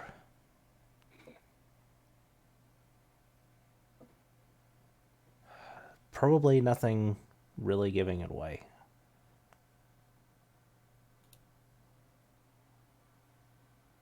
Well, this has certainly become significantly more complicated. Oh, and I completely dropped the ball on this. I need all of you to make sanity checks for pulling up the body. Oh, Sanity is a key mechanic of this game that I completely forgot about. I was really hoping you'd forget about that. I'm so glad my sanity is high, but chances are I'm gonna go roll really shit. So Yeah, my rolls have not been great.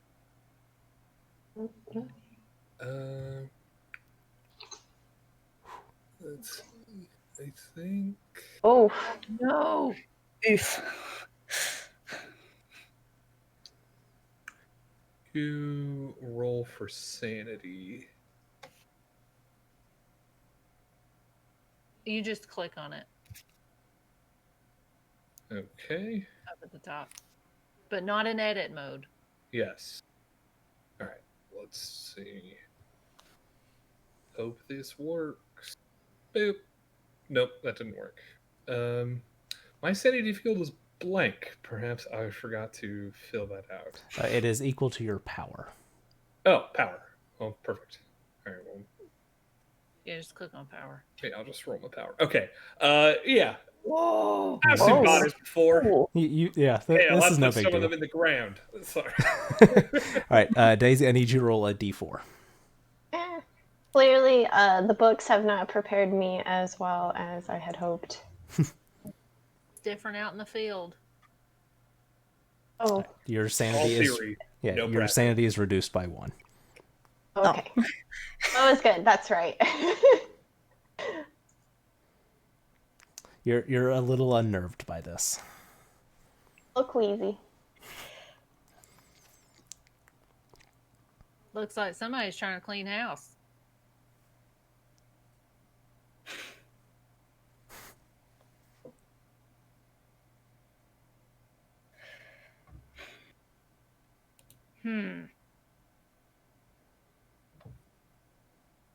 Do we know of any heirs? It would just There's be a little baby. yeah, it would just be Thomas. They don't. Meredith would know that they do not have any other kids other than the newborn. At this point, Meredith has gone back into the house to talk with the caretaker. You can't see my hands, but air quotes, caretaker. Yeah.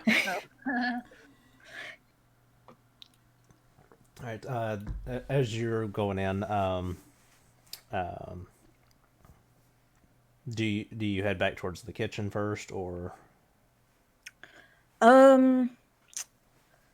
I'd say I'm gonna just like quickly nip back into the first room we were in, like the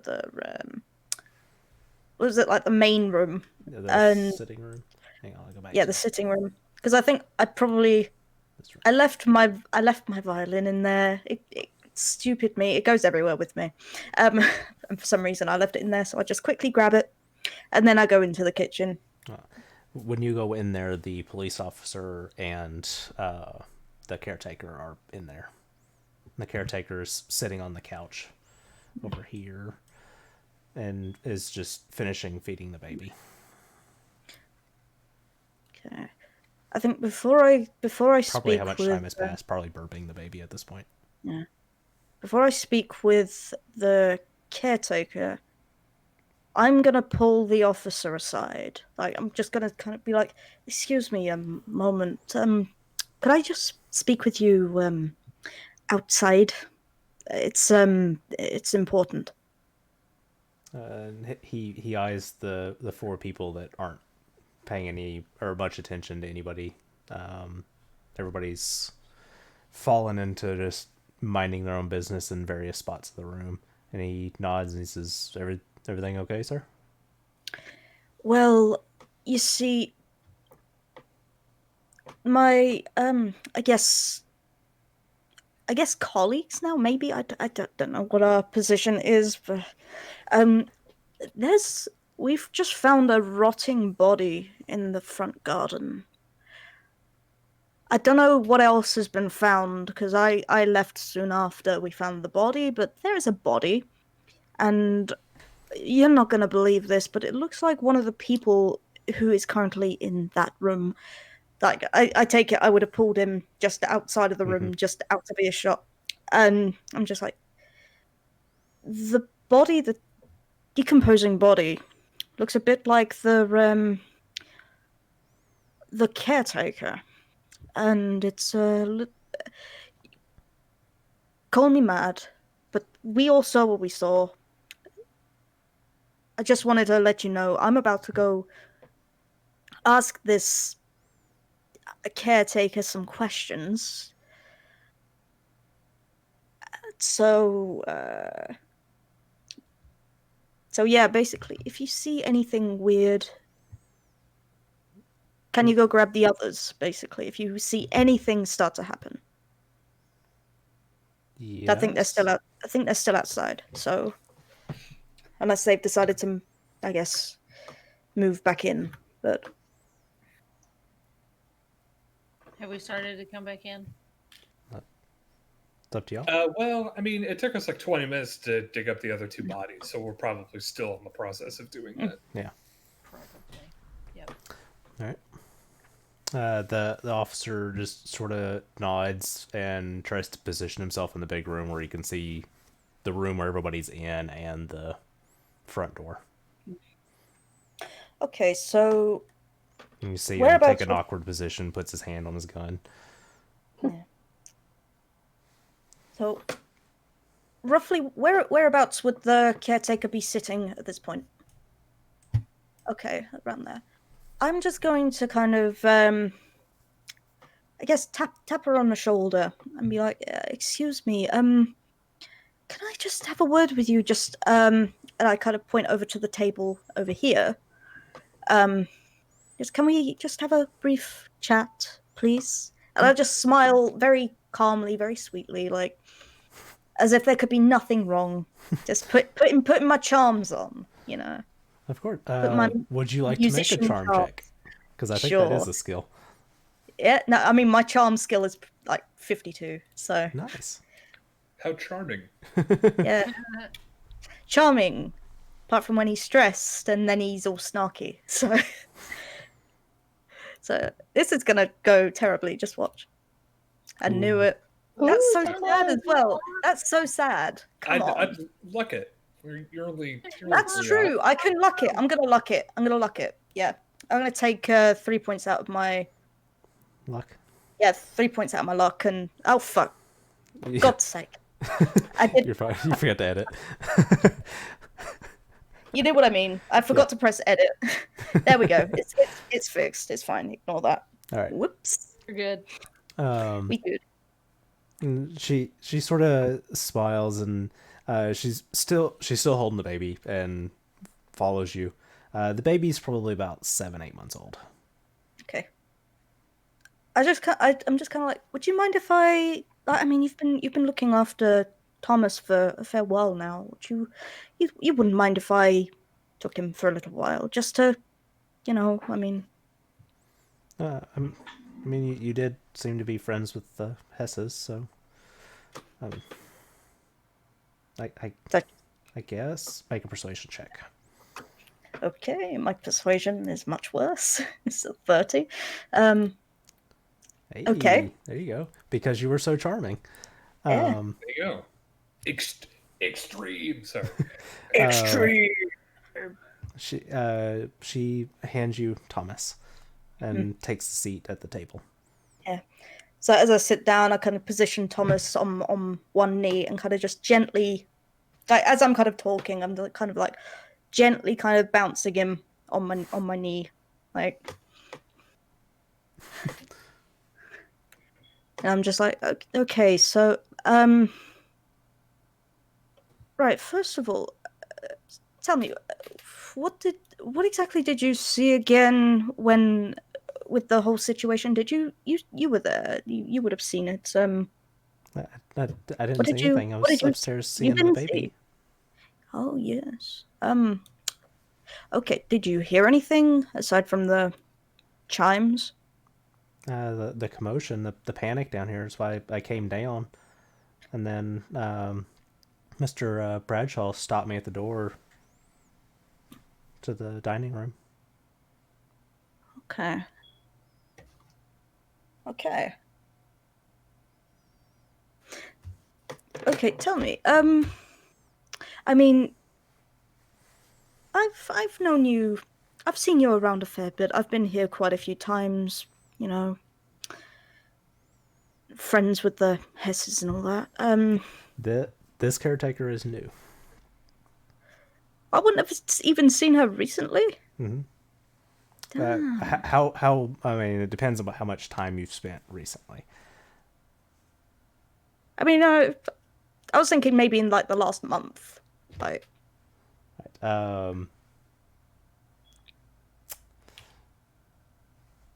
We'll have to see your line of questioning, but she's not been working here very long. okay. Like 2 weeks? Like, what is not very long? And okay, she's like, I mean, why? I mean, I've only been here 4 days. This, I don't know if this job's even worth it. 4 days, she says. I just kind of bite the inside of my cheek. I kind of just think to myself, like trying to be completely deadpan, just like deadpan, but also trying to keep the schmooze on, you know, like the schmooze. I'm just like, just kind of thinking, 4 days. Great. Like, okay, so you wouldn't happen to know who your predecessor was? Like, you wouldn't happen to know who was working before you? No, I mean they hired me from the agency. What agency? The local like temp services here in town, job placements. Okay, would there be any specific names of temp agencies that I would be aware of, out of interest? McAllister's. We'll just make that up off the top of my head. Okay. Sounds like an Italian restaurant. Listers. I'm just kind of keeping the calm experience. I'm just like, oh, okay, so you were hired from McAllister's then, is that right? Yes. I would like to kind of I'm just kind of making observations of her, I guess, behavior, the way she's holding herself and everything. Would that be like a psychology check? Yes. So, I can't see Ariel, but I see the other two putting stuff together.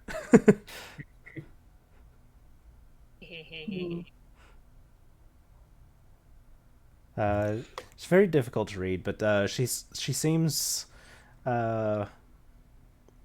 very uneasy, and she seems a little more at a little more at ease actually sitting here talking to you now that she's not holding the baby and just sort of having a conversation. Okay, so so tell me, whereabouts did you work before coming here? What was it like? I mean, this is really the first full-time job I've done, like dishwashing and serving work. okay. But Okay. I helping my sister raise her little kid, and he turned out okay, so they told me I should look into some caretaking positions. Well, I mean, you do seem to be doing a lovely job with Thomas here. Yeah, I'm sure. He's such a sweet kid. He certainly is. I'm sure the late Mr. Hess would be very happy with what you're doing here. Now, I do have to wonder. I mean, yeah. I mean, you've been here. You've been here 4 days, but you've been here more recently than I have in the last week. You wouldn't have happened to have noticed anything, I don't know, off with Mr. Hess at all? You wouldn't have spotted anything out of the ordinary? No, he's been very polite, and she sort of leans in and she says, Phyllis has been very aloof. Is that maybe the right? She doesn't talk much. Would that be something that Meredith would know is just how she is, or Out of the ordinary? maybe?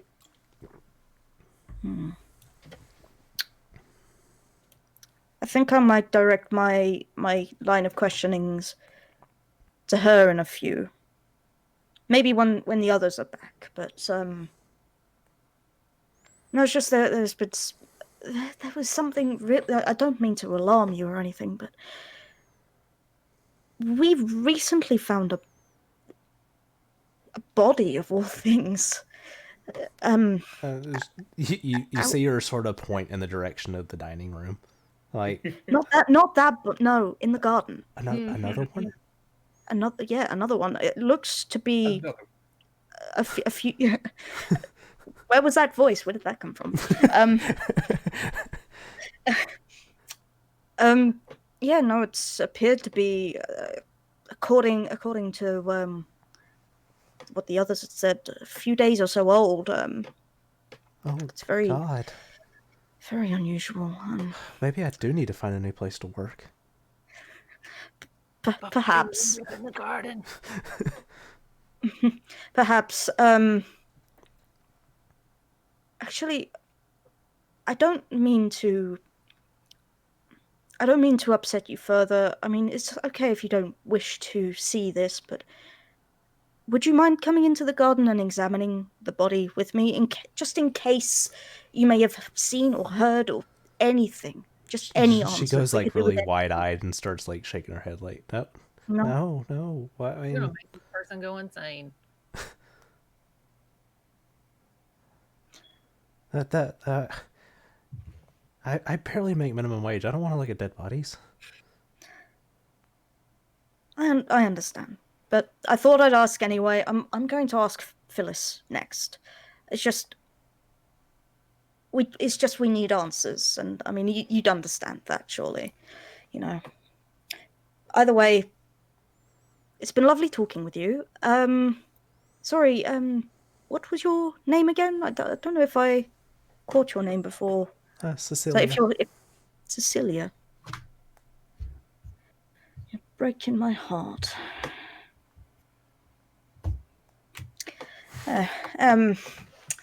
Well, it's Cecilia. It's been lovely talking with you, and it's like this entire time I've still been bouncing Thomas on my knee, just very relaxed. So I just pass Thomas back. I'm just like, would you like him? Would you like to look after him again? I'm gonna go talk with Mrs. Hess now. I'm actually gonna make an attempt to bring Mrs. Hess outside as well, at least outside of the room. Okay. Just try and cross paths with the others as well. Go for a walk. Yeah, I'm just like, excuse me, Phyllis, would you mind? I mean, would you mind coming with me for a walk outside? I mean, you look like you could use some fresh air. Yeah, okay. Just sort of pulling herself together at this point. Yeah. But what are the three of you doing? Yeah. Are we still digging in the garden? It should be done at this point. And didn't that was a long conversation. Sorry. No, it was great. No, you're good. Didn't Officer McFleur come to get us? Right. I'm sorry, McFleur would be standing in the center of the house where he can still see everyone. Yeah, he can see out into the garden and he can see the sitting room. Yeah. At this point, I think Grover is going to walk over to Officer Warren and say, Officer Warren, we have made some perplexing discoveries, if I may say so. We have discovered 3 bodies in the garden, one of which is fresh, I would say less than a week old, 2 of which are significantly older. I would place them about a year, in my professional opinion. If you could please send for some backup and a coroner, please. We need yes, sir. Thank you very kindly, Officer Warren. I'm gonna pat him on the shoulder with a dirty hand. He sort of wipes it as he's walking to the police car. Dirty, mud-covered hand, and then I'm gonna go walk back towards the house and walk inside and see Officer McFlure, and I'm going to look around for Mr. Evans. I probably imagine I see him coming out of the room where he was interviewing Cecilia. Coming out with Phyllis. Danny and Daisy? I think I'd like to explore the rest of the house that I haven't, some other rooms Yes. we haven't seen. Yes. I want to see, yeah. That's exactly what I was going to say. So, yeah. All right. I'll go with you. Investigative minds. Notebooks. Great minds think alike. The notebook team. So, I'm default thinking spot hidden. Are there any other checks that you guys would like to make while searching? Outside or? Going to look inside the house. Oh. Bicycle. Like a bicycle house. Makes me so mad. Is that the library right here? Yes. For a study? Could I use my library use skill? Yes, you could. For the library? You certainly could. Ooh. Ooh. What did I find?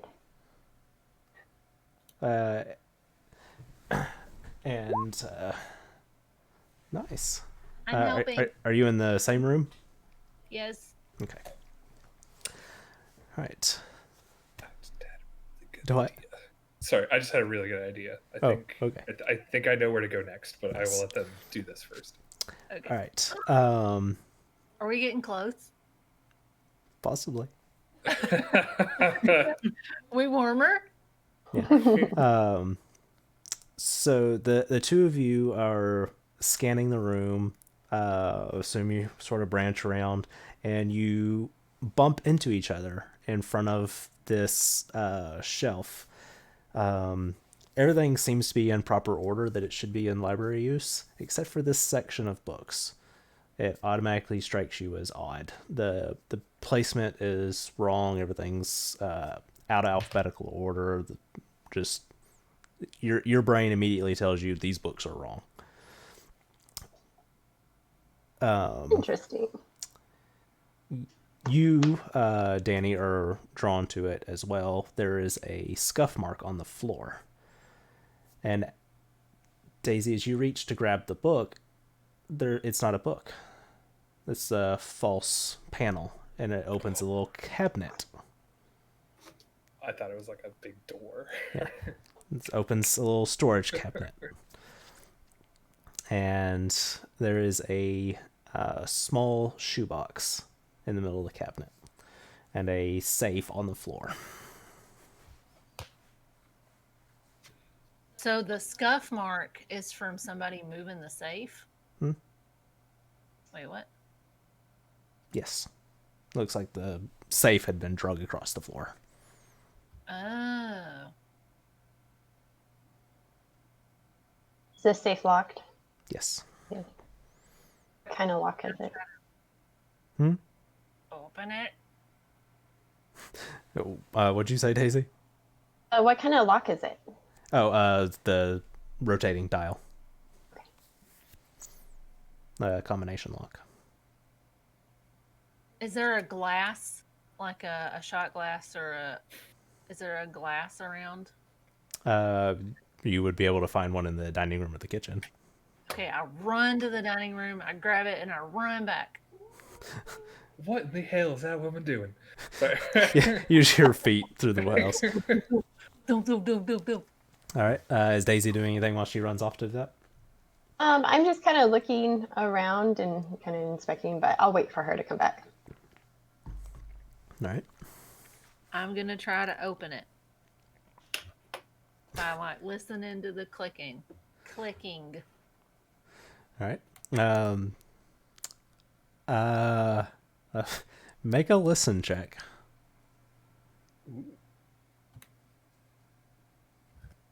Where is listen?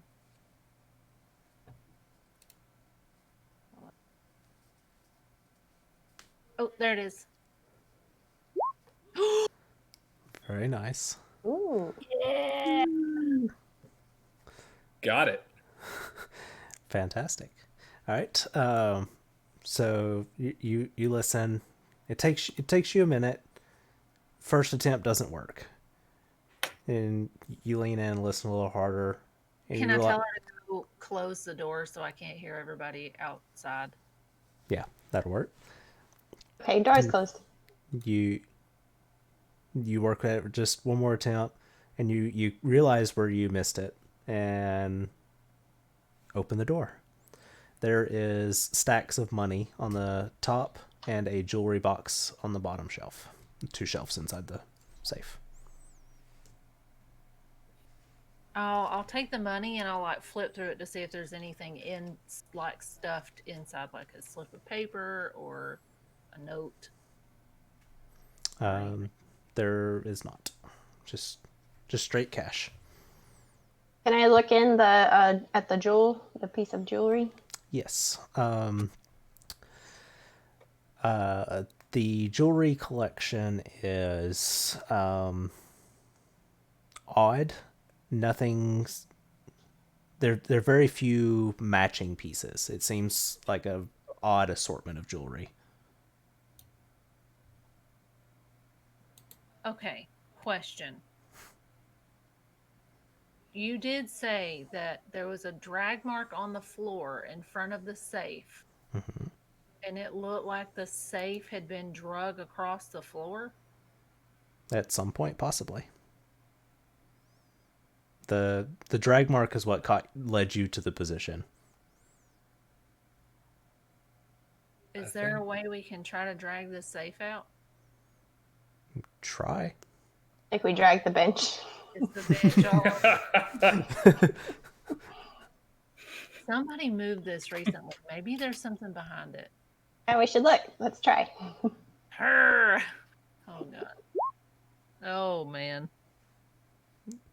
You rolled a stealth, by the way. Oh, I thought that was a strength. That was my bad. Where's strength? Oh, that's at the top. Nope. Luck it. You're one up. What? I'm doing a luck. I'm doing a luck. Oh wait, no. You have to click at it.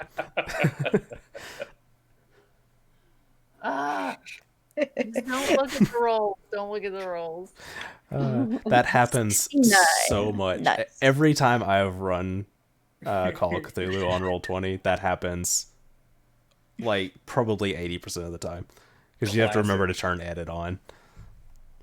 Okay, I got it. Yeah. All right. So, together, you guys drag this thing out, and there is a manila envelope behind the safe. Okay, I open it. All right. 2 of you began. It's a bunch of like folded sheets of paper, and just reading through the first couple as you look. These are love letters. From who? From who? From who? There is no name for who is receiving them, and there is a signature of a J at the bottom. With not all of them, but a lot of them also have a like lipstick imprint by the signature. What color? Red. What does it smell like? Hell if I know. Lipstick. Does it Right. smell like somebody, did the It could have been perfumed. Oh yeah. Okay. So yeah, there are some of the letters. Well, I mean, all of them at this point combined together. There is a faint perfume smell. I didn't think about that. Thank you. And I'll hold it up to her. Does this smell like anybody that you were around out there?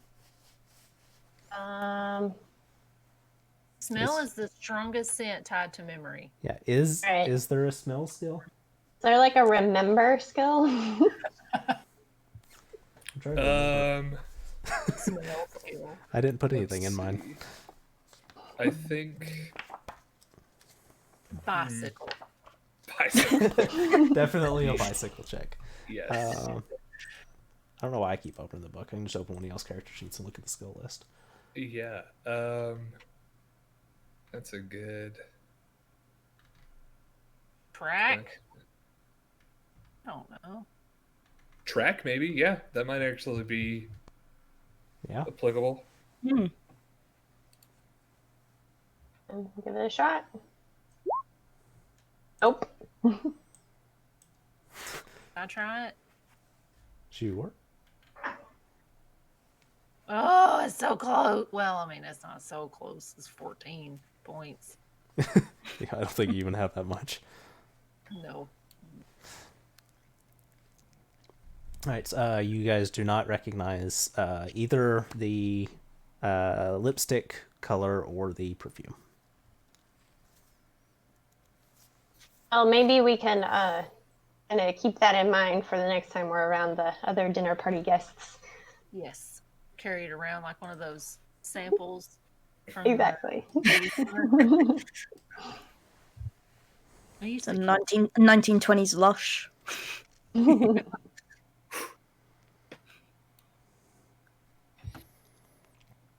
Is there anything unusual about these letters? Like, I don't know, like, could there be a code in any of them? Or is there anything on the back side that look suspicious? No, it And- looks like a just pretty generic love letter. nudes and all. Yeah. There are no messages that you can detect hidden in them. Okay.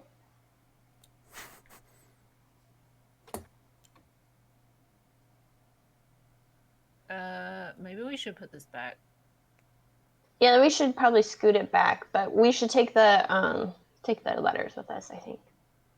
Okay. I have pockets. I have my bag. Okay, yeah, put them in your bag. Put them in your bag.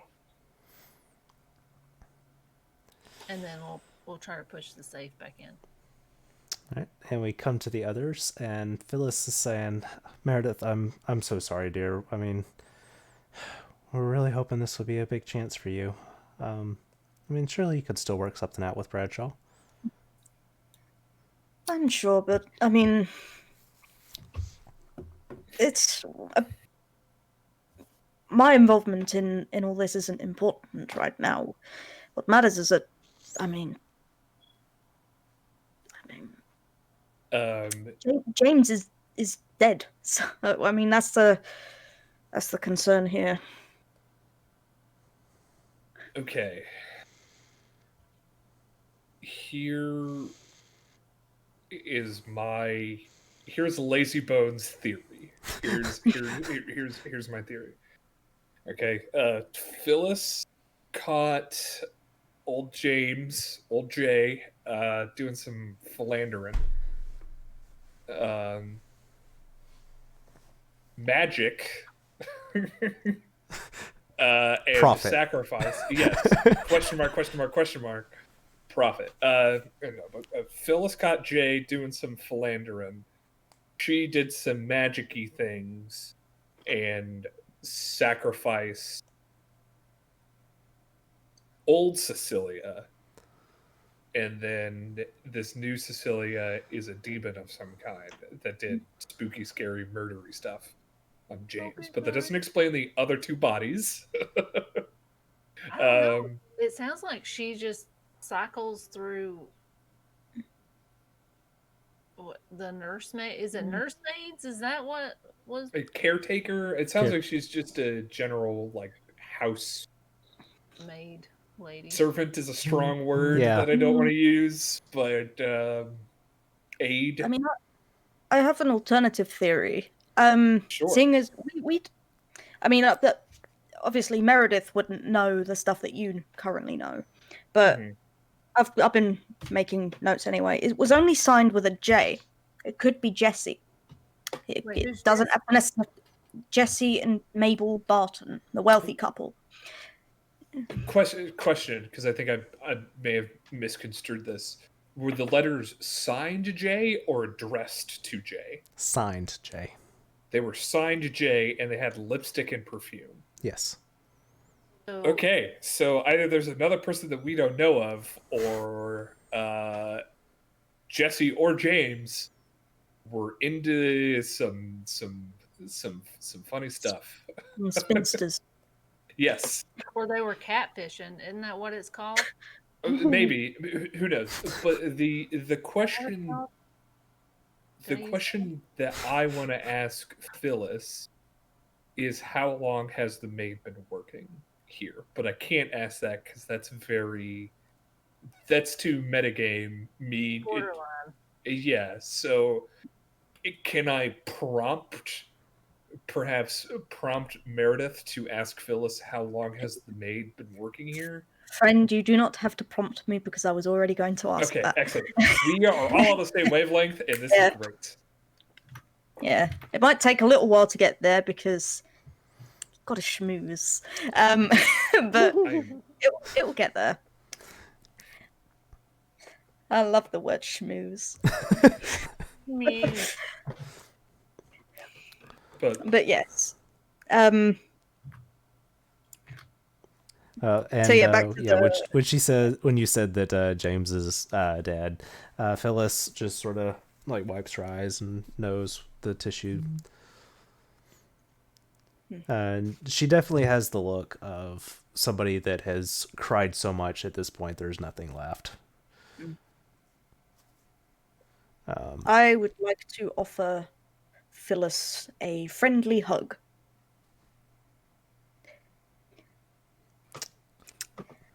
And she leans into your shoulder and sort of does like this soft pat on your back. Yeah. Just like everything will be okay. I'm sure we'll get to the bottom of this. We'll find out what happened. I've been doing a bit of I've been doing a little bit of nosing around and asking a few questions, and it's all been rather weird. I mean, you said you saw one thing. I'm certain I saw another, and there's so many things that don't add up here. She says it's been a rough week.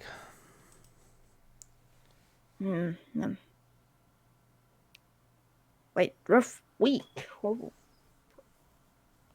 Yeah, Well, we had to replace the caretaker after the last one left. Just vanished without saying a word.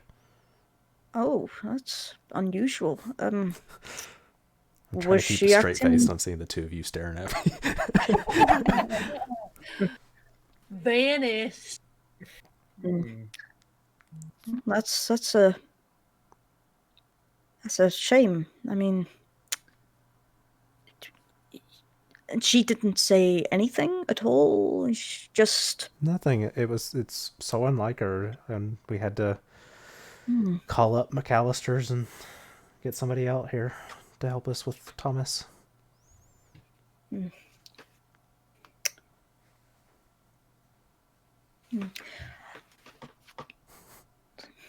Phyllis, I hate to constantly be asking questions about the situation. I mean, it upsets me quite a lot, the fact that my good friend and your husband,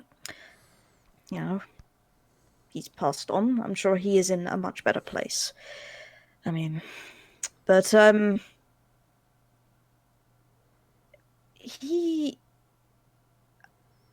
you wouldn't happen to know whether he was acting strange at all, would you?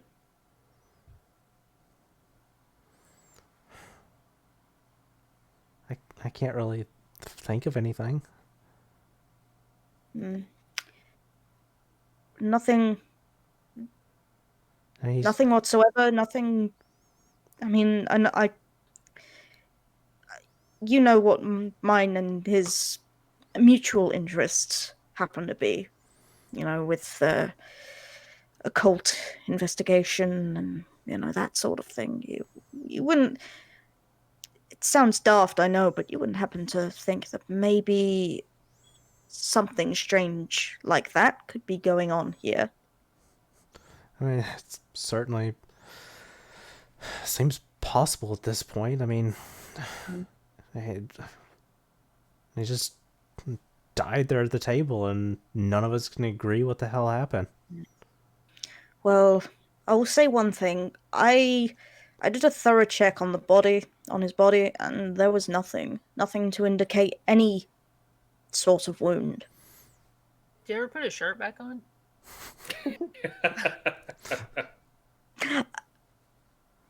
I just kind of like, as I said that, I just kind of pause a minute. I'm like, would you just excuse me for 1 second? Please stay right here. Do not move. And I quickly nip back into the dining room. And I'd like to think that in my haste, I did forget to put the shirt back on. So I'm just like, oh dear. And I quickly put the shirt back on and then go run back in. Just dust myself off. Like, okay, yeah, business as usual. Everything is fine. I totally didn't strip a man's shirt off or anything like that. And no. Do you say this to Grover as you pass him coming into the hallway? Or the main chamber? I kind of just say it under my breath, and maybe Grover picks it up. Maybe. Mr. Evans, I'm just like, yeah, yes. No, what have you found interviewing the caretaker? Well, the caretaker is new. That much is certain. It's brand new, and apparently, I kind of just say this under my breath because I assume. Well, I don't want to risk Phyllis hearing the conversation. Mm-hmm. I just say, and apparently, the old caretaker, disappeared. According to Phyllis, she disappeared under mysterious circumstances. Just up and disappeared one day. She disappeared into the ground. Well, yeah. If you want to be a bit more, you got to be a bit more, succinct with this sort of, especially when Phyllis could very well hear what you're saying. Just lower your voice a little bit, big guy. Come on. Yeah, let's talk about stealth while you. I'm whispering, okay? I'm trying. Stage whisper. All right, Daisy and Danny, y'all up to anything else? I think we should go sniffing some guests. Well, yeah, just discreetly walk by different people. Yeah. Stealth check for sniffing. And If we just walk by them, right? Yeah. Could we potentially just have a whiff? So you go through the room where Jesse and Mabel, Cornelius and Cecilia are all in there, as well as McFleur. Just a cursory glance from these five in this room, you do not detect the scent. You don't recognize it anywhere. so I'll write their names on my notepad and scratch them off. Notepad. Next.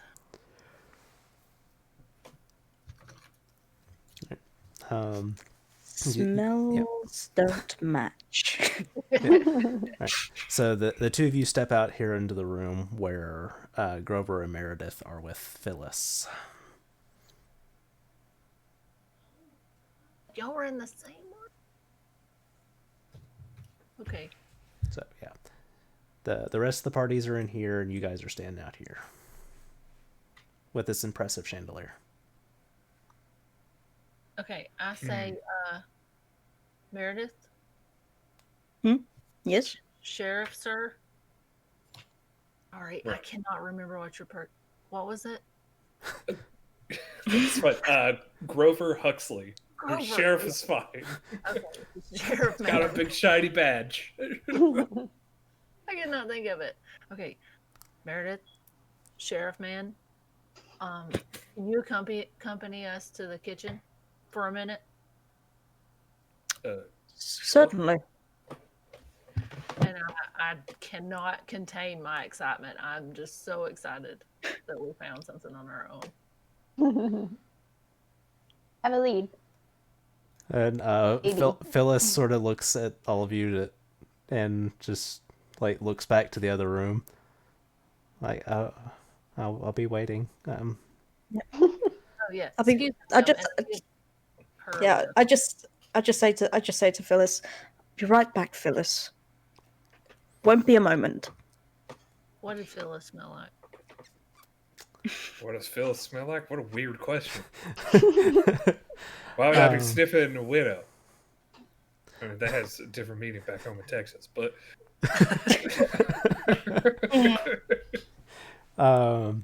You two do detect a very, very faint remnant on her that seems similar to it. so Did you smell what I smell? All right, just to confirm, what is it me? we found these, and you tell me if this smells familiar, and I'll get out I'll tell Daisy to get out. Wait, is it Daisy? Yeah. Yeah. Mhm. To get out the letters and show them. And I'll hand out a few.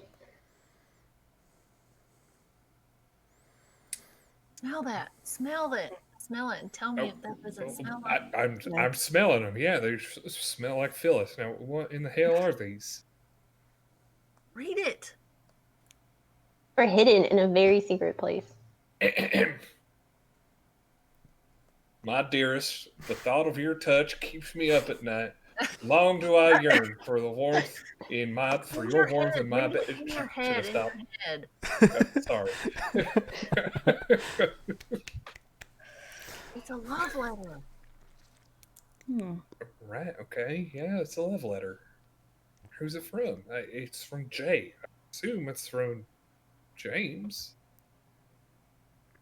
But with lipstick on it, and it smells like Phyllis. Hmm. Does Phyllis wear red lipstick? No. Oh. I think we should search her bedroom. Is this? Can I tell if this letter is written by a man or a woman? Like, without getting into details, is it saucy from a woman's perspective or is it saucy from a man's perspective? Because I feel like they would be two very differently written letters. That is true. Men and women describe stuff like that very differently.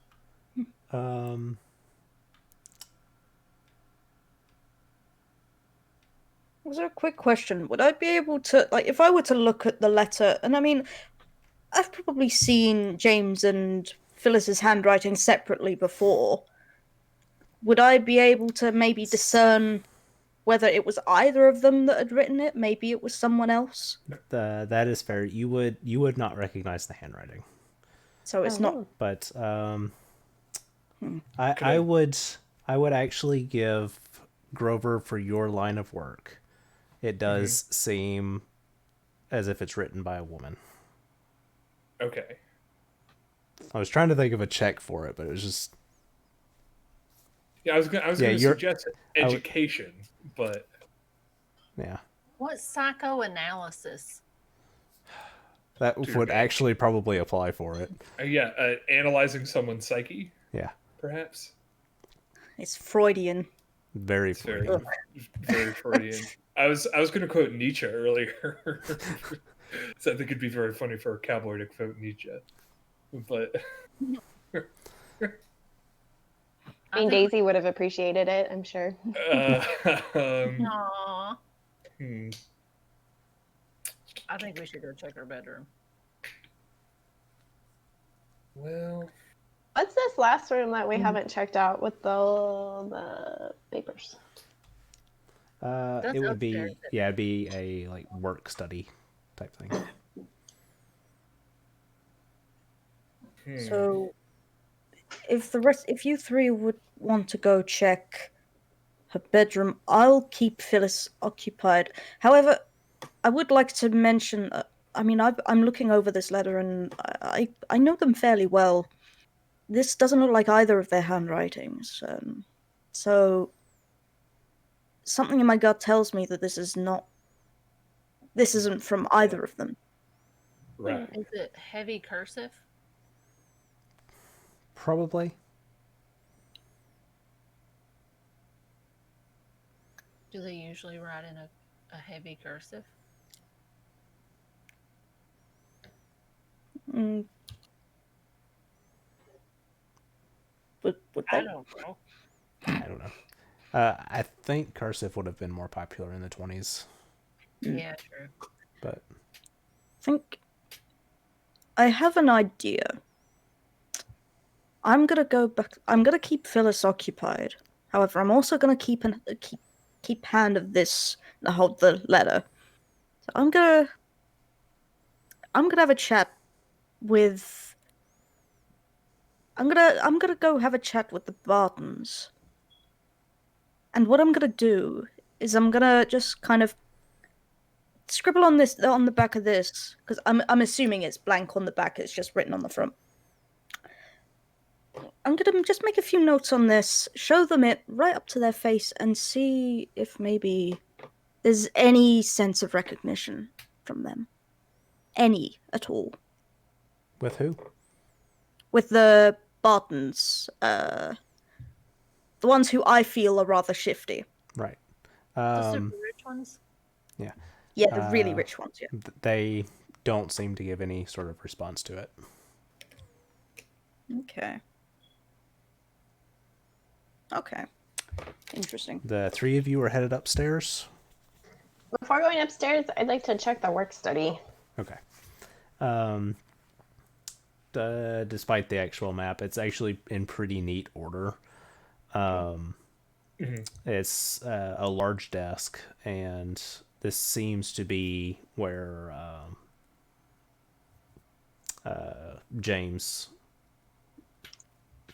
conducts most of his stuff. Can I do a spot hidden check? Anything in particular you're looking for? In the desk, any sort of hidden compartments. Okay.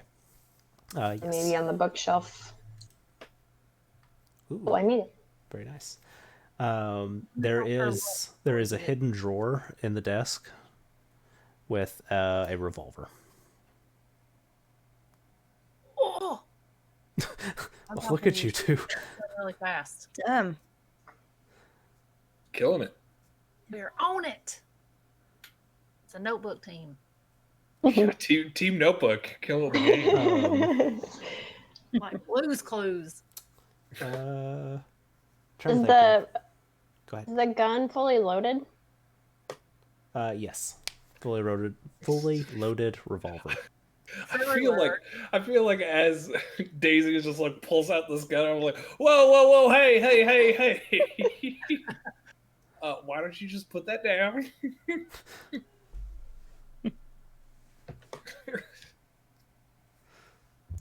I'll be looking at the bookshelves. In the bookshelves. Okay, I can admit I am thoroughly back to being stumped. I thought I had a pretty good idea, but now I'm going. What in tarnation's going on here? Oh, Okay. I mean, we still don't know what's upstairs, so. That's true. Dang.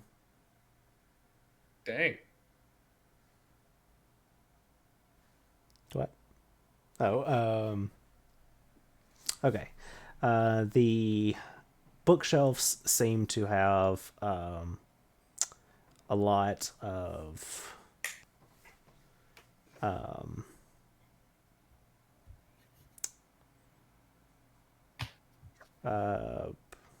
romance that you would not expect, given that the rest of this room is obviously James's office. But all the other bookshelves in the house seem to be not very personalized, but this one seems to be more of a focus towards romance novels.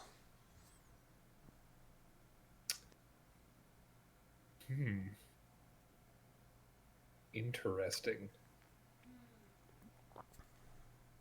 I'll pick one up. Is there one that seems particularly worn? No, not really. I'll just kind of pick one at random and flip through it. Is anything missing or added? You would wager from the spine that it's probably been read once, maybe. I'll show it to Daisy and ask her if this is a popular author. Relatively. I mean, it wouldn't be anything. Not really sure. Did they have full on bestseller lists going in the 20s? So, yeah. Like It's like a Pulp romance. Fiction, maybe? Yeah. Like the I don't know. magazine? Yeah, dime novels. Yeah, I would think most of the stuff is your like what the Harlequin lines type of romance novels. There are a few more highbrow, well-known authors mixed into it, but I think we need to check the bedrooms. Yeah. Let's go upstairs. Yep. Let's check the bedrooms. I pocket one of the, or I tell her to put one of the, I get one of the smaller books and tell her to put it in her bag. Okay. Right. Well, How big is your bag? I follow the two ladies upstairs. It's like a research bag, so you can hold it holds everything. Fine. all right. So you guys would go up these stairs into this large open area. I can't see what's on your Twitch. Why not oh, whoops! I didn't put the tag over. There you go. All right. So you guys come up these stairs into this main chamber here. Okay. Well, Where do we want to start?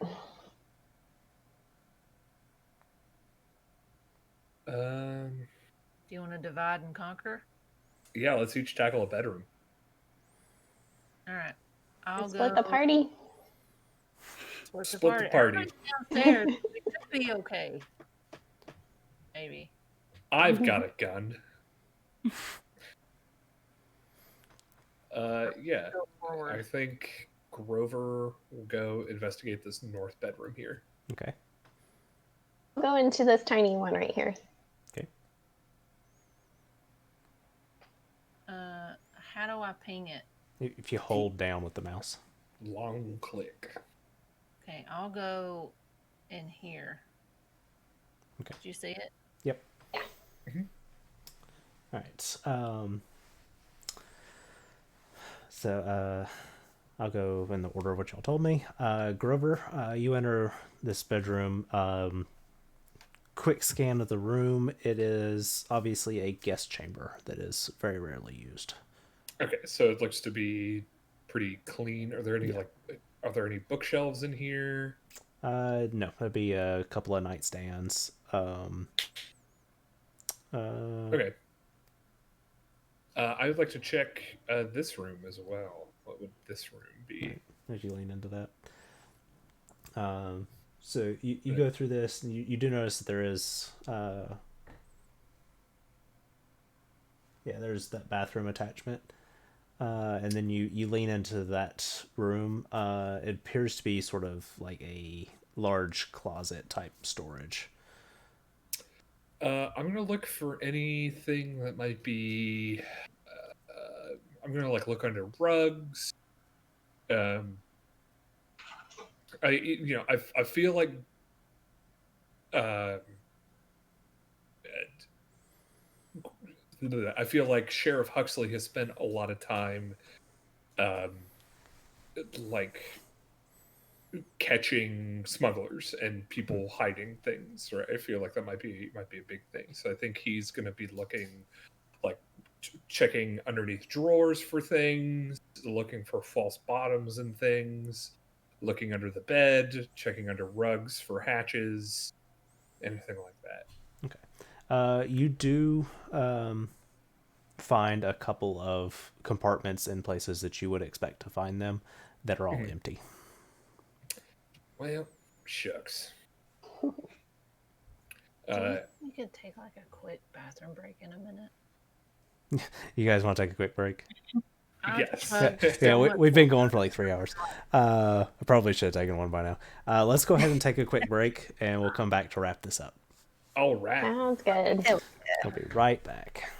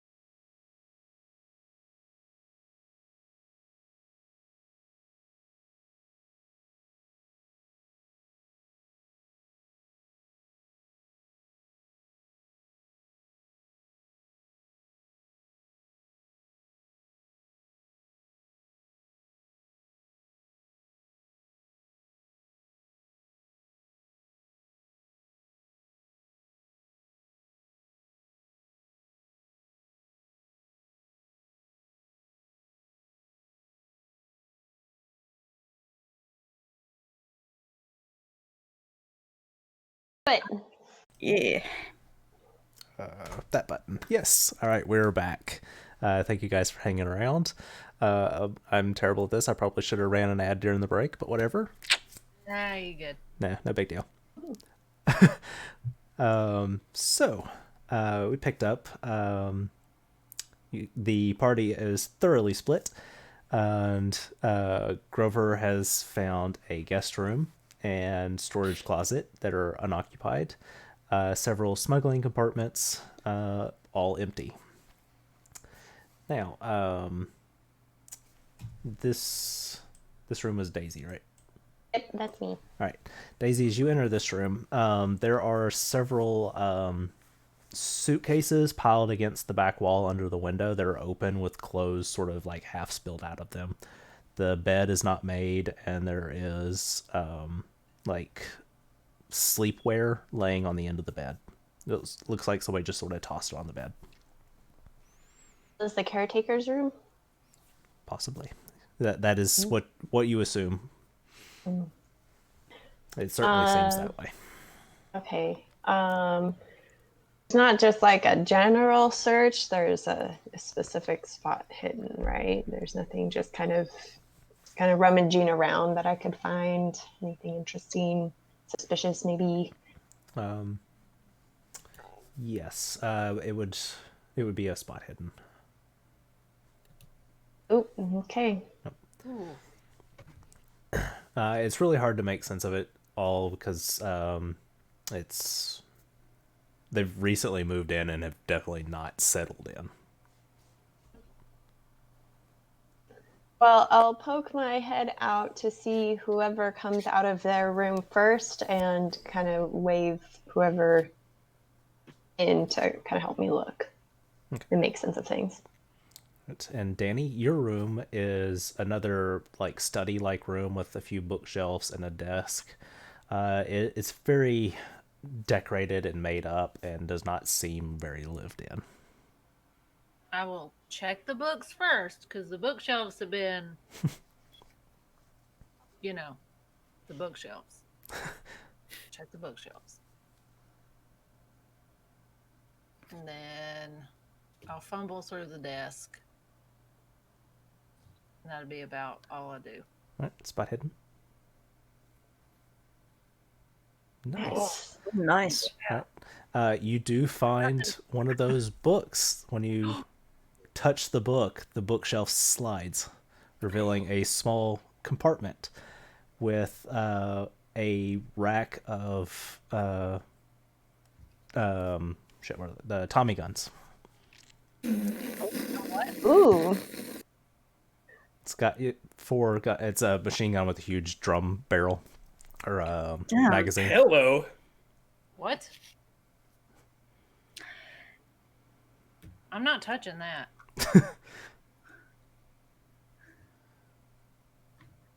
I don't know. Do they actually have an official name? I've just always known them as Tommy guns. It's a Thompson submachine gun. Thompson. That's it. Oh. Yep. Okay. They also be called like a Gatling gun too. Those are the bigger ones. Yeah. It's have multiple barrels. You crank it.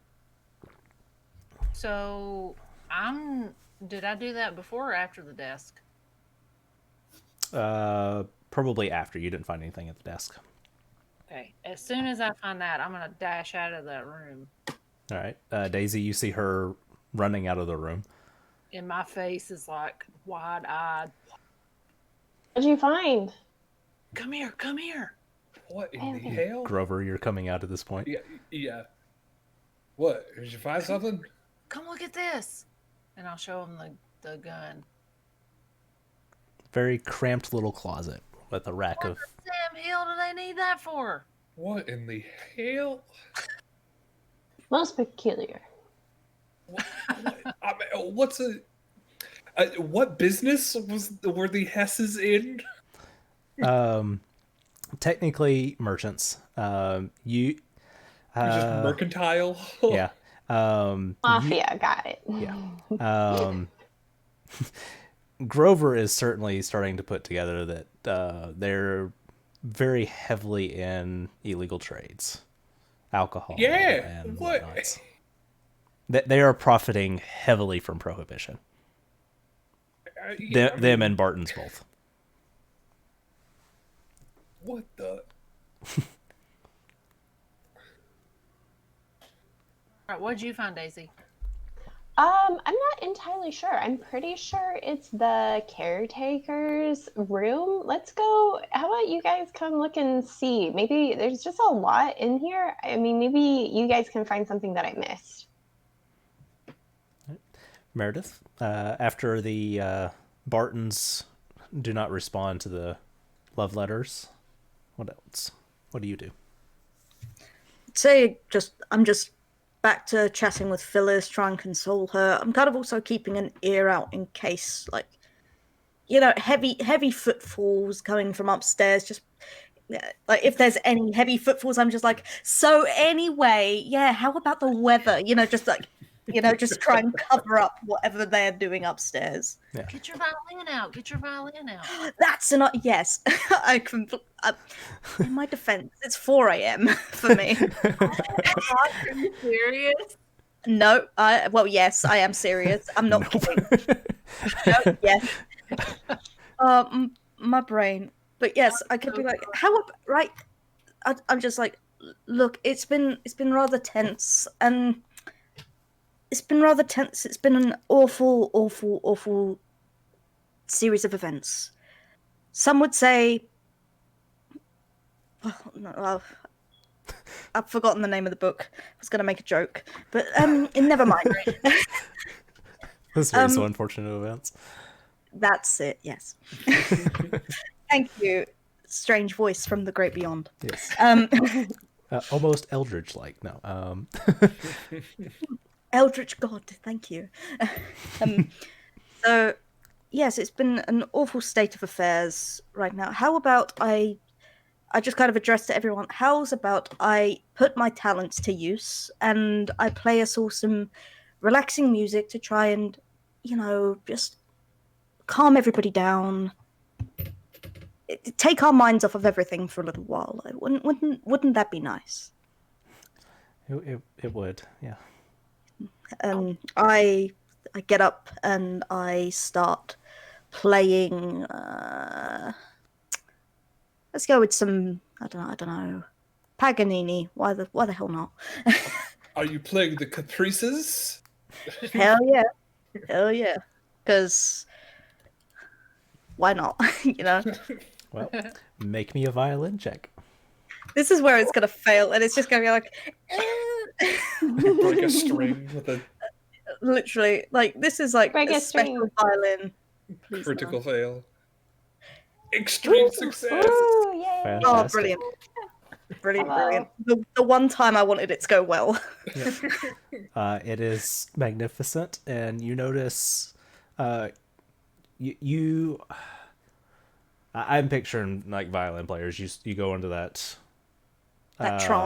trance, but you do notice out of the corner of your eye that Bradshaw is definitely paying attention. Bradshaw. Bradshaw's the one that runs the radio. Oh. His radio talk show, whatever. And If only I was this lucky in real life. right. So everyone's eyes are on you as you perform, and the three of you, as you enter the caretaker's room, you hear the violin music playing downstairs, and it's some of the best music you've ever heard. Well, He's got him occupied, and hopefully they don't come up here and fill so we us can do in. more than just be blithe. And then I'm gonna look around the room. Okay. Again, looking in the same spot here, Right. like under rugs, under cabinets. Taking a drawer out, like checking the back of the drawer, in lampshades. All right. You do find a compartment under the bed that has more love letters. pull one out. The thought of your touch causes a stirring. Oh, all right. I'm gonna stop that one. Oh, And then they have similar perfume, very close to it, with a P signature. Oh. a P here. Is there more lipstick on this one? Yes, Is it on the some of them, same- not on all of them. Yeah. But are all of them signed P? Yes. And this is in the caretaker's room. Yes. And the caretaker's name is Cecilia? Yes. Okay. hey, the husband and wife is Phyllis and James. Right. Mm-hmm. Is Phyllis spelled with a P? Typically. And typically, yes. What? So they've been writing love letters to each other, ostensibly. And this the lipstick does match that of Phyllis's. Okay. Wait. But do they... Okay, wait. Right? Do they read as if they are talking to each other or to different people? Yeah, is there a Dear J?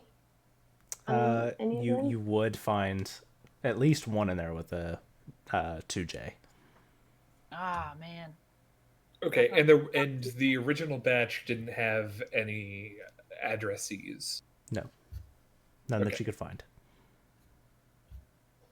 Husband and a wife. Right, look, just talk to each other. Is this like texting? Ye old. Ye old text messages.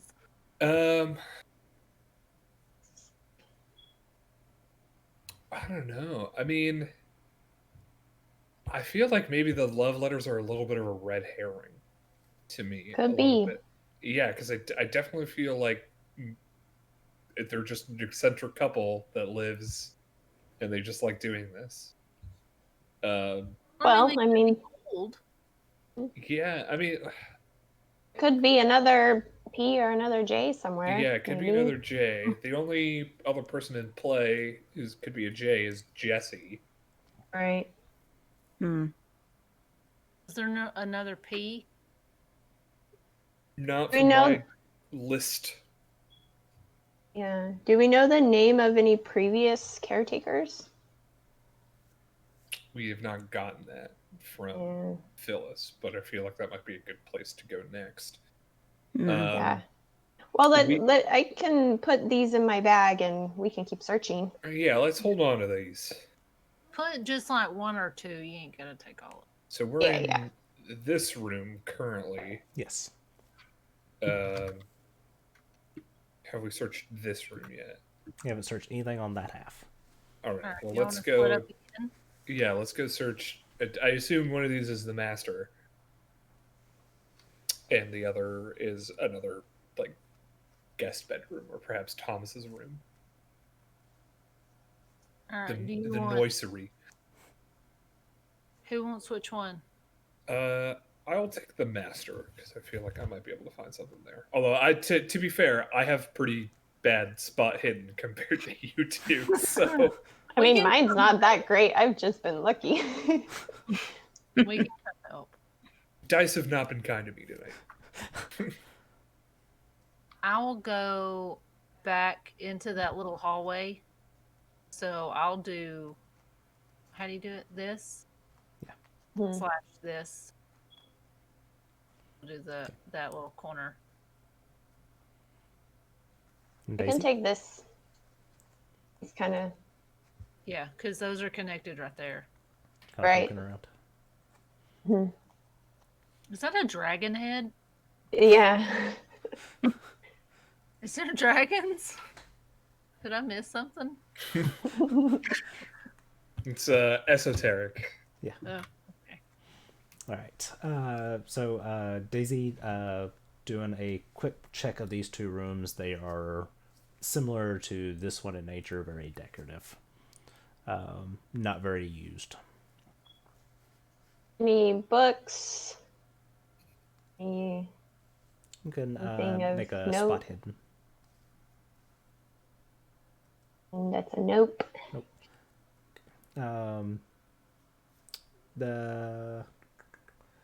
No, there wouldn't be any books in these two rooms. Okay. But yeah, very very unlived in. Okay. Very big house I'll- with 3 people. Right. I will step out into the hallway and make my way down the hall. All right. And Danny, this is a bathroom connected to what is the nursery.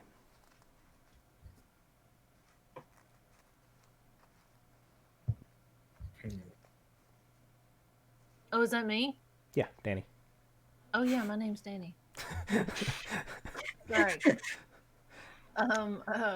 Did you say that those love letters smelled like the exact same perfume? Pretty close to it, yes. Did they have lipstick on them? Mm-hmm. Both did.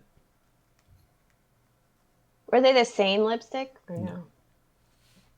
And they were signed. The one signed P had very similar shaded lipstick to what Phyllis is currently wearing. Mm-hmm. Okay. Did And I miss that? then Did we already cover that? Yeah. Oh, my bad. I must have phased out. Okay. I will check the little one first. it's that's the bathroom. Check. It's like any kind of drawers. Oh, is there any lipstick in there? Or perfume? Spot hidden. Oh, yeah. Yay! Nice. Man, I'm killing these spot hidden checks. Right. Yeah. You really are. You do find, looking around in the lipstick collection, or makeup stand, you do find a red shade that would match those on the J signature. Ooh. Okay. Ooh. Okay. Okay, so we got J lipstick. All right, I will pocket that. And then I will go out and then go to the bedroom. And I will rummage through nightstand drawers and like look under the pillows and under the mattress and under the bed. You don't really find anything in there. Who does it appear that this bedroom? Because this is the one that That- Danny's searching, right? Danny's searching. Yeah, it's definitely a nursery. Okay, so this is a nursery. All right. Oh, so does it look like what the map looks like, or does it look? It looks a little different. I'm just using this because it's the best for what I was going for without having to make my own. A large manse. Yeah. Yes. I'm going to do the shout out again at the end of the stream, but 2-minute tabletop. Great map Oh. collections. Okay. Nice. Writing that down. And here, adult clothes or an adult bed. Do what? Oh, yeah. It's just a straight up nursery. Everything you would need for taking care of child is put in this room. Taking care of child. Okay. Childcare room. Yeah. I'll go back out and find the others and show them the lipstick. While they're looking, Grover, when you open the door, I need you to make a sanity check. Oh. No. Oh, here it comes. All right. Eep, eep, eep. Let me roll sanity. No, that doesn't. All right. For some reason, it doesn't like me to roll sanity, but I will roll my power instead. Okay, because that that works. should be the same. Should be the same number. You haven't lost any. Yeah. Oh, Wow. I'm hurt. Yikes. Nice. So you are not prepared for anything supernatural, which is what you do come across. I mean, I feel I've established Grover as a non-believer in the supernatural. So I feel So Real fast. the house is echoing with the violin play downstairs. As everybody is searching the rooms, you open the door into this bedroom, and there is a semi-translucent feminine figure dancing at the foot of the bed, just swaying to the music. You lose 6 sanity points because that was a critical failure. It's a max on the die. yeah. Music's so good it makes the ghosts dance. So So- good. Okay. Maybe if I put it. Yeah, I'm just not seeing on the character sheet where to put sanity. Hang on, let me pull up your sheet. I'm confused. So I lose 6. I see it by the hit points. There's like Yeah, a That's yeah. what I put in there, I think. Here we go. I guess I'm at 59 out of 65 sanity. Yes. I guess That that's should- not right. After losing 6. Just write it down on paper if all else fails. Yep. That's what you didn't have the number on the first half, so it wouldn't let you click on it. Right. All right. Gotcha. Well, there we go. I Anyway, didn't do mine. Justin did mine. So right, and I go. Yeah, excuse me, ma'am. I'm gonna need you to identify yourself. This ghostly image swaying to the music turns and looks at you and fades I- through the floor. Does she look like anyone? All right. In that moment, the closest approximation is to Cecilia. Vaguely, not exact. wait, who is Cecilia? And The caretaker. Yeah. The current or the and yeah, you in that moment of that questioning of sanity. Actually, I think with losing 6, something happens if you lose more than 5 at one time, but I can't remember. I'm gonna skip it because don't worry, we're coming up on the end anyway. I think there's something for indefinite madness, but we won't dive into that. so it's like McAllister's pumping out clones? In that moment of seeing the image, your brain sees the dead body, fresh dead body outside Yeah. that you found, and the image fades. And Lady.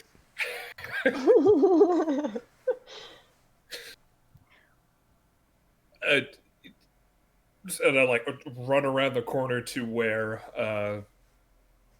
Ms. Green is, and They're both Miss Green, actually. I realized that. the Mrs. Green, and I'm going to be like, "Ma'ams, I think I may have just seen a." Now I know this is going to sound real crazy coming from me, but I think I just saw a ghost. What? Oh man, I used my last flashbulb. Right now, call me crazy, but I saw something dancing at the foot of the bed in the master bedroom, and it went downstairs. I run Okay, downstairs. yeah.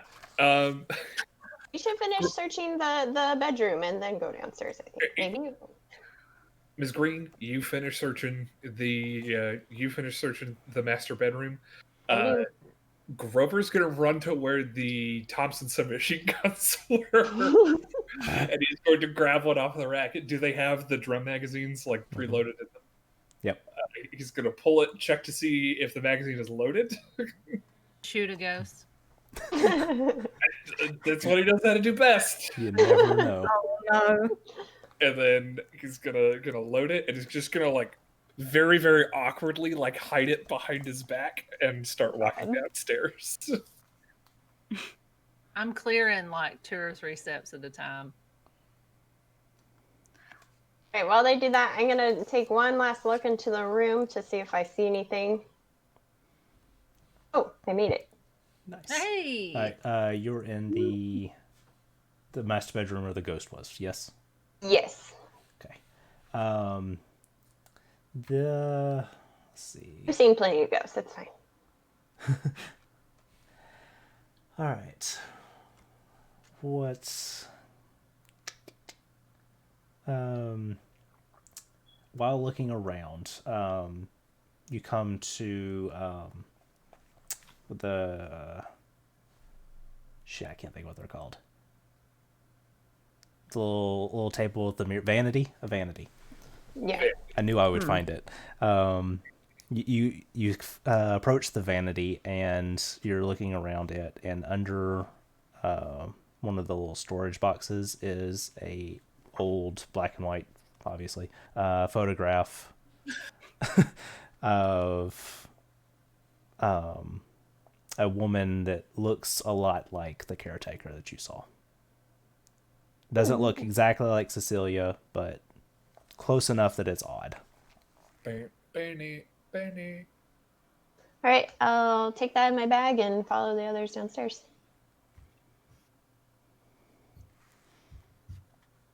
All right. Something's going on.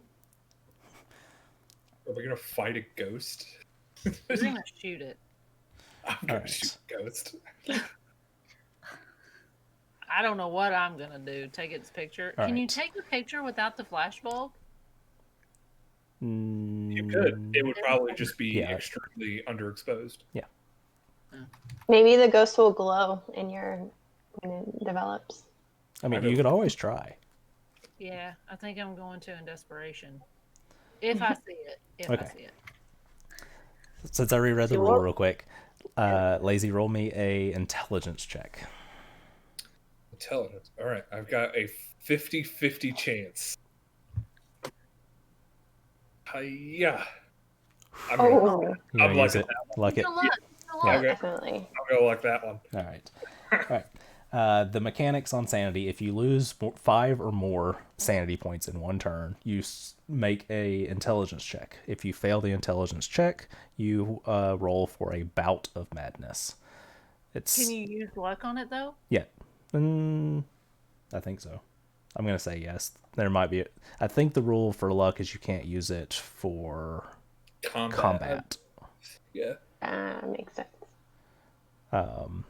I don't think there's anything for sanity, because I would think luck and sanity sort of play hand in hand. But yeah, the bouts of madness is sort of like phobias and manic episodes, stuff like that come into play. But so you have that startling moment of this is out of my element. Yeah. I need a gun. All right. Security gun. Texas Emo- 30. Emotional support weapon. Exactly.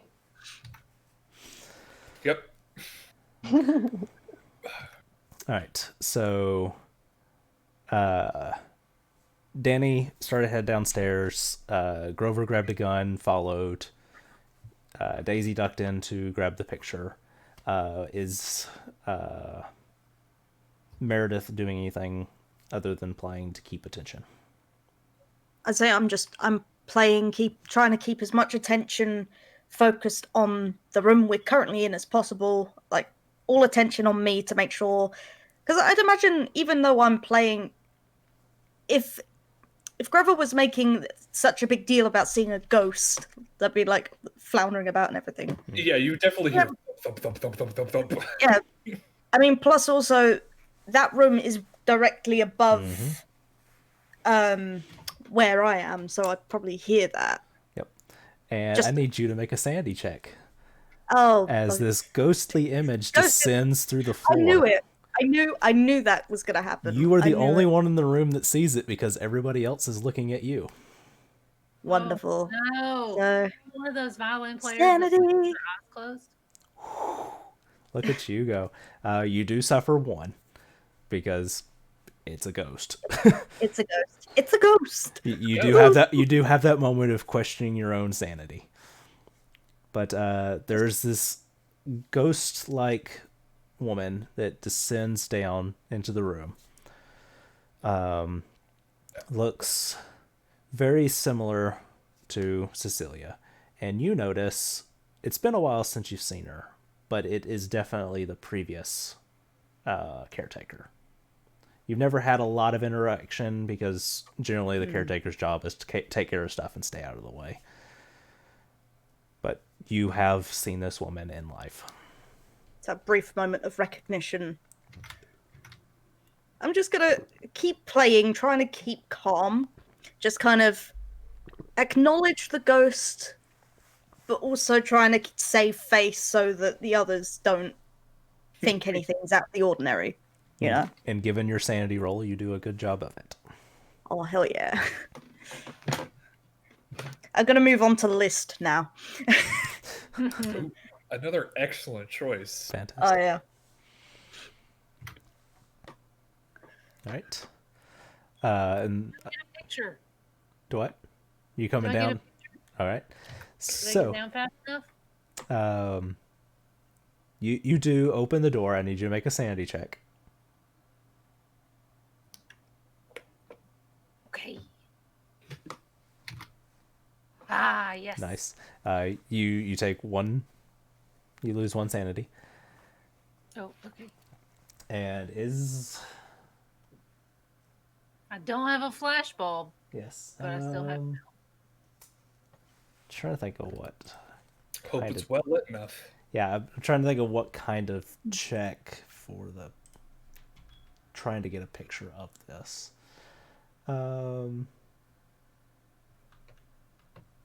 Let's see. Bicycle? Please let me use it.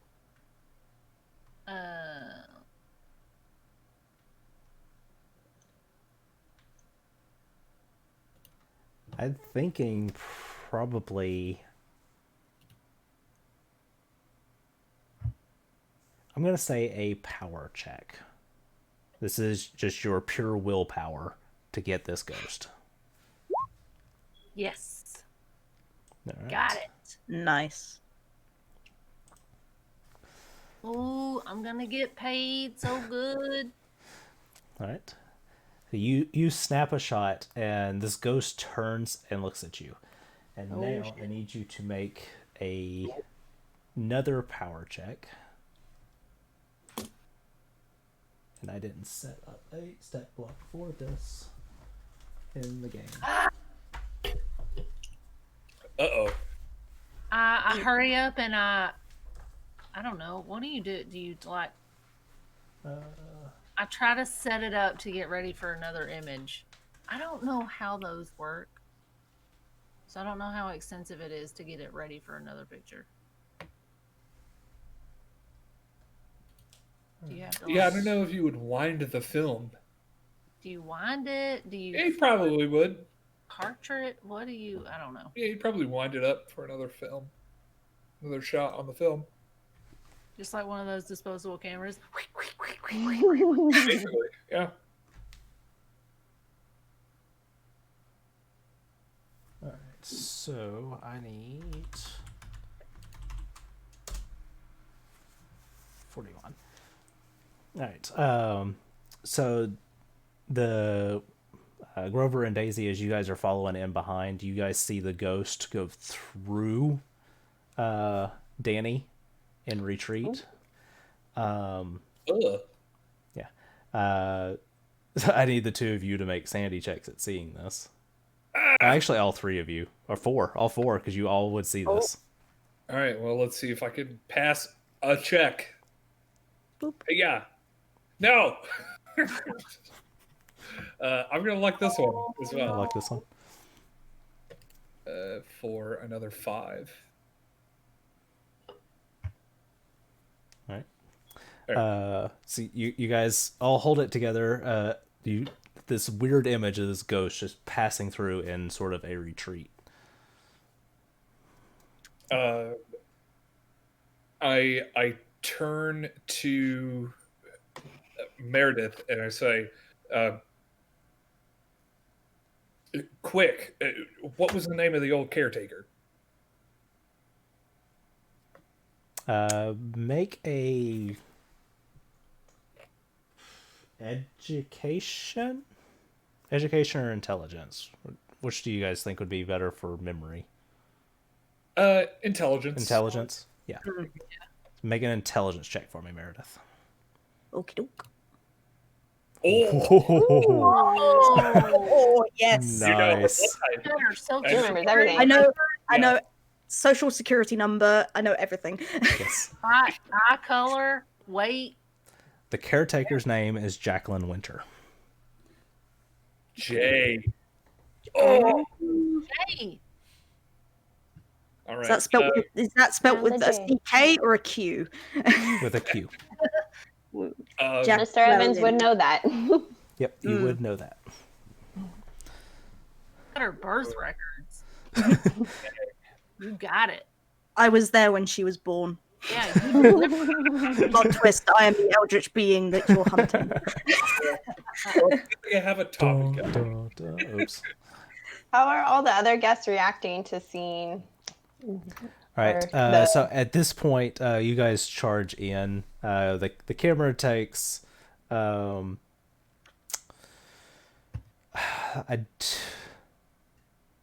trying to figure out if the other guests would have reacted fast enough to actually see the ghost, because the ghost was like immediate retreat as soon as the picture was taken. So everyone was just vibing, like everyone was chilling, and then you guys came And in. Grover leans in and yells, "What's the caretaker's name?" The Yeah. violin screech sound. Jacqueline Winter. Yeah. And what just is be like, Phyllis's Jacqueline response to Winters. that? When Phyllis hears Jacqueline's name, Phyllis gets very wide-eyed and sort of a very panicked look as looking back and forth at everybody going around the room.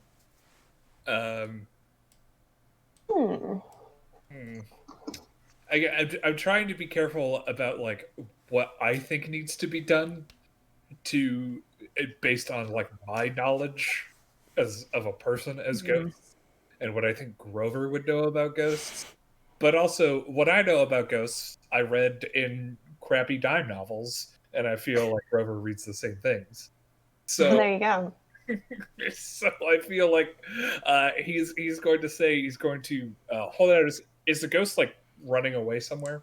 You guys have lost sight of the ghost, Dang it! like full retreat. I mean, you would have. Did I went? What? Which way did it go? It's Did it go outside towards the body? Yes. In that general direction. Yes. All right. Yeah. Grover's just gonna book it. He's not even gonna try to keep hiding the Tommy gun behind his back anymore. Full top. Yeah. Well, he's just gonna run outside as quick as he can. Yeah. The rest of you in the moment, especially Meredith, you notice Jesse's focus on the appearance of this weapon. Oh my god, that's right. You got the machine gun. Yep. I think that when seeing that, I'm just like, where did you get that? What's the caretaker's name? You're just like, one, Jacqueline Winter. Two, where the fuck did you get that? Here's my thinking. All right, the ghost is the one that killed James in revenge because James had Jacqueline killed. Right? And he found out about the affair. Yeah, exactly. And so Phyllis? no, wait, no, I'm getting it backwards. I'm going to ask the ghost who killed her, because I think I know definitely the ghost killed James, and ghosts hang around because there's unresolved business or they're angry spirits. Through that. So if we ask the ghost who killed her, then that's kind of our culprit. Well, we kind of scared her, so we should probably like calm her down a little bit, and then like maybe not wave a gun in her face. And I mean, if you'd like, I could go. I mean, she seemed to be liking my music, so. And maybe she would recognize you, Mr. Evans. Yeah. And she has seen you before. In the meantime, I mean, I just kind of look over at the other people in the room, just like, oh, they're not gonna. They look. Would you say that they look quite not confused, frightened? Frightened is a good word. A big Unsettled. man with a gun just ran Yeah. over. Yeah. I'm just like, right, okay. I'm gonna deal with Jacqueline or Jacqueline's spirit. I'll follow You you. three. Oh, okay, okay. Grover, Sheriff, I'll keep please. them alive. Oh Look, my God. please, sir, put the gun down. You're scaring everyone. We have children here, or a child here, A young infant who doesn't even know what a gun is. and now's not the time to show him what a gun is. Put the gun down. Fine. I'm sure you already have a gun on your hip anyway, so. Maybe. One of my favorite tropes, right? Just weapon. all the weapons. Yes. But anyway, all I right. don't care. That trope does not get old. It's I a good agree. trope. It's a good trope. Anyway, let's go see to Jacqueline's spirits. Right. Let's go. Onwards. I think I'm gonna hang back because I scared her. You spooked the spoopy. She didn't like the picture. Nope. So I'm gonna hang back. So I You got don't an have to- unflattering angle. That's why she's unhappy. Right, folks. No need for alarm. I'm just keeping this here to protect y'all because, believe it or not, there is a potentially malignant spirit lingering around here. We are working our best to resolve the situation in a timely and orderly fashion, and I would appreciate your cooperation and your calmness in these trying times. You're here. God, these trying- Did you put anything into psychoanalysis, or is it just the one? I have one. I have 10 in psychology, but one in Okay. psychoanalysis. All right, make me a psychology check. Okay. No. Okay. Oh. Man, So everyone seems in that scared state of calm. Yeah, Like they're too afraid to actually respond. it's good enough. All right. Meredith and Stay Daisy, here and keep them from freaking out. you make your way back out to the garden and where you found the body, and you see the ghostly image floating over the body. I call out to her. I call out to her. Like, My name? Jacqueline. Right, Jacqueline. Don't be alarmed. Just want to find out what happened here. Would you be able to help us? Can you give any signal that you can communicate at all? There's this moment that passes where the ghost doesn't respond, or you almost feel like it doesn't hear you, before it slowly just rotates in place to face you. Okay. I'll hand you one of the letters that Phyllis gave her, and maybe you can show it to her. I cautiously step towards Jacqueline and hold up the letter. It's like, do you recognize this? Is this... The features on the ghost are not quite like substantial. They're a very fuzzy image. Basically like a old pixelated image, more or less, of a person's face. But you do see a very sad smile appear on the face, the side of the letter. Okay. I'm sorry that this has happened to you. It's not right. It's not fair. I have to ask you, if possible, can you tell us who did this to you? If is there any way that you could?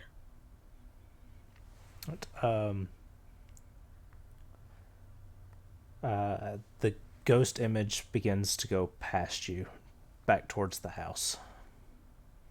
Okay, I will follow. And I gesture for Daisy to come with. Right behind you. It begins heading in the direction of the sitting room, but does not use walking routes, just straight through the wall. Yeah. As they do. Okay. Yeah, let's go. I need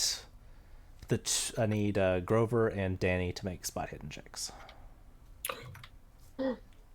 Okay. Ah, damn it. Not been having a good night with the dice. You really have not. Oof. I'm so sorry. I'm so sorry. Right. So, Grover, you're sort of this moment where you find yourself underestimating the people in the room because they're not moving. You take a moment where you've actually picked the Tommy gun back up and you're checking it to make sure it's fully still operational. Just that gun paranoia. Check it again. And Danny, you see James reach for a side table. Ooh. James? Oh no, not James. Jesse. Sorry, that was my bad. Jesse. Thank you. A dead body. Who's Jesse? Jesse was the wealthy individual. The husband or the wife? Which one was The named husband. Jesse? Yeah, Jesse and Mabel. Okay. Maple. I have Maple. I was like, oh, that's a cute name. Oh, Definitely put Maple too. oh, it's Maple then. I'm fine with that. So Jesse and Maple, but you see, Jesse seems to almost be using her as a cover as he's reaching for something. You see it, Grover. You do not. I start to walk over to him and say, "Hey, I need to talk to you for a second."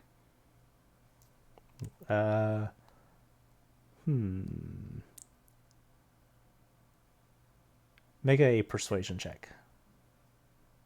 Okay. I'm gonna get shot. There's a dodge skill, right? Yeah. There you go. Actually, my dodge isn't that bad. Persuasion. Where's persuasion? Persuade? Persuade. Yeah. Oof. Eesh. Oof. Oof. Right. Okay. We're all gonna die. Yeah. No. Okay. Give me a second. Make sure I run this right. Okay.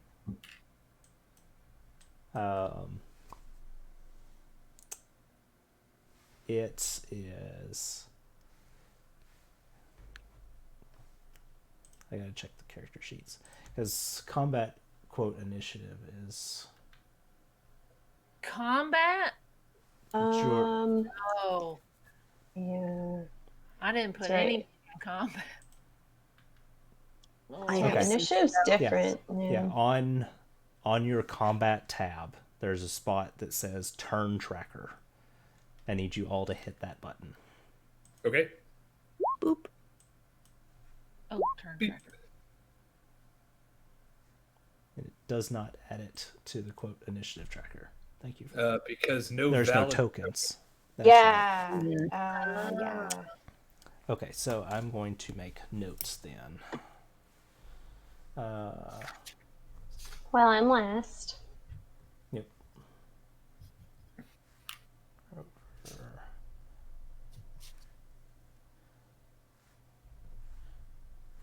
Wait, do we go low to high or high to low? High to low. Oh.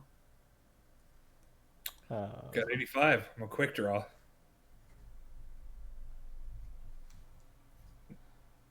Deceptively fast for a thick king like Grover Huxley.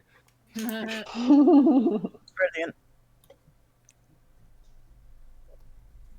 Got it. Okay. So, Danny, you step forward to say, "Hey, can I talk to you for a second?" And you see him pull the gun, and at this moment, you do see the movement, Grover. So you would get the first response. All right. He has a 1911. Okay. Funnily enough, I'm actually better with just my revolver than I am Machine gun? with the Tommy gun. And considering we're in a room full of people, Yeah. maybe an automatic weapon isn't the best idea Yeah. to use right now. But what I'm actually going to do, because there are firearms involved, I would like to run at him and try to tackle him using my Fists of Fury. Nice. That's not actually an ability I have, but that's just what I named it on my character sheet. Works for me. Because I've got good Nice. brawl. You've got what? I've got decent brawl. Oh, okay. So it's like I don't actually know if there are specific like actions, right? How much are like actions within a round? Yeah, it's very vague coming from D&D. Yeah. But let's see. May use their action. Yeah. So I suppose my declaration of intent would be that I am charging him and trying to tackle him with the express purpose of trying to disarm him. All right. I would say this is a size or brawl check. Size, hell yeah. That's I'm gonna let you use your size. I figured it was higher than your brawl. Okay. Don't let me down. Come on, you got this. Hey! Oh my god. Nice. Look at that. All right, yeah. So using, so despite being both a tall and very broad man, Grover is surprisingly quick on his feet, and he like immediately. Basically, what he does he holds the gun up first, like he's going to surrender. And then he just like throws the gun at Jesse as he breaks into a sprint. Because when you throw something at someone, their immediate instinct is to like block. Yeah. So I'm using that as like that moment I need to close the gap and just not even so much like wrap lift down. I just body him. And Like that's exactly. He will use his dodge attempt for the gun. And Okay. There you go. yeah. So that strategy works off perfect as you slam him over a chair. And you guys are now both prone. Yeah, that works for me. That's perfect. Danny, how do you respond? I take a picture. All right. Perfect. Sheriff tackles local aristocrat. So it was power? Is that what we did last time for taking it without a flashbulb? Yes. Mm. There we Or go. successful Oh pictures. no, it's blurry. It's a blurry Oh. picture. Very blurry picture. Just a blur of the sheriff just tackling mid-action. I mean, that's still a good photo. You gotta admit. We might make the front page of the tabloids, but not the big. All right, Meredith, you and Daisy, when it's your turn, you guys do not have line of sight yet. You guys are still coming around, and you hear the crash in there. The ghost is in the dining room. The ghost is about here-ish. Okay. They came in the front door doing this. Okay. So you guys would have to go here to here. Great. So it is Meredith's turn. Yeah. Right. I know dashing is a thing in D&D, but is that also a thing in this? Like, I believe so. I generally err to the side of the player, so yes. okay, that's what I'm gonna do then. I'm gonna I hear the noise and I bolt basically in to see what's going on. Time to run.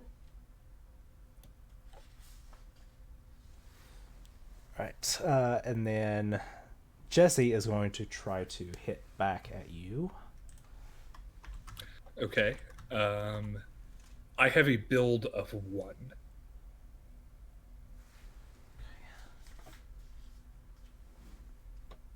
What is his build? Is I'm trying to remember how build is determined.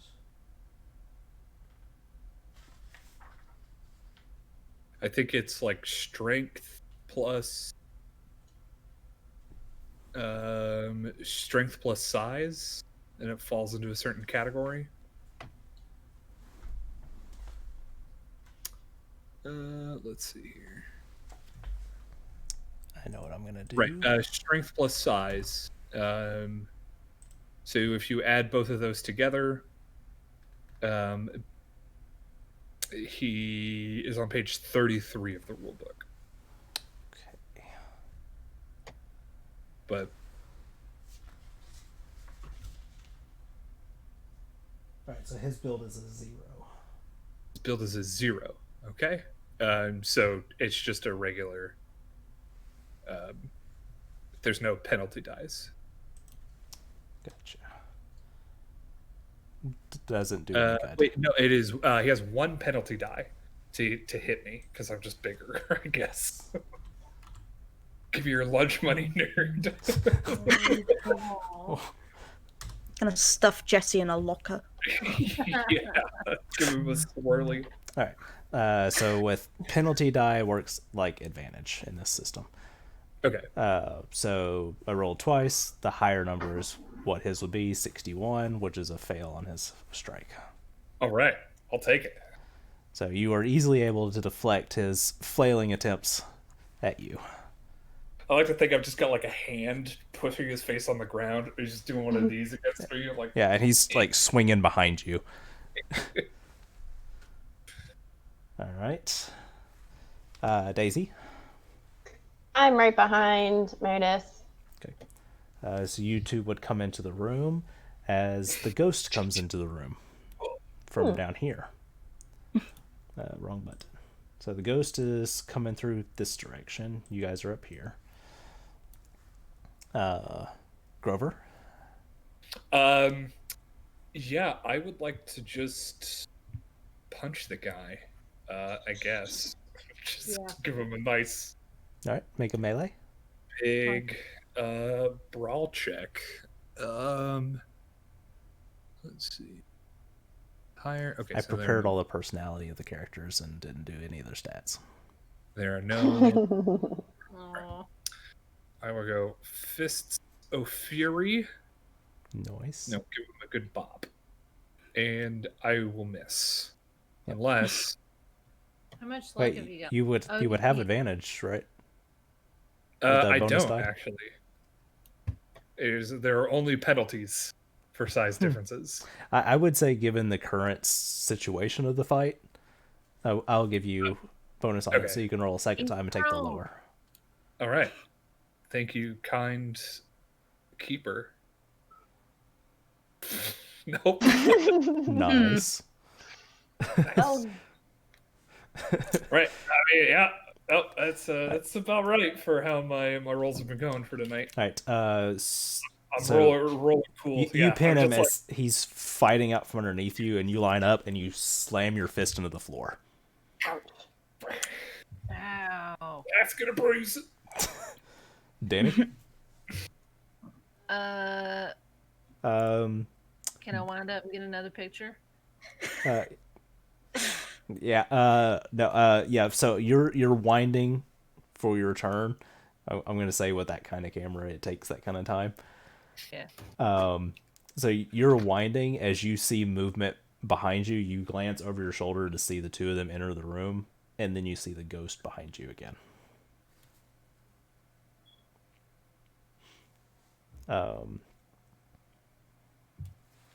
I think Am I able to take a picture this turn, or does it have to No. wait? shouting out from like the struggle, Grover's gonna say, "Get the guns!" I do think, Danny, given the situation, you need to do another sanity check for the ghost coming up behind you, just in the moment. Hey, Nice. Woo. this but- ghost is gonna make me money. But so no, it's gonna take your time or your action for Winding the camera. loading the camera. Okay. Alrighty. Yep, that's You what gonna I'm do doing. anything else? Any movement or? I'm so focused on getting these pictures. Okay. Hands. Yeah, that's it. Jesse is going to reach for the gun. Just Oh, trying to get no. away from you.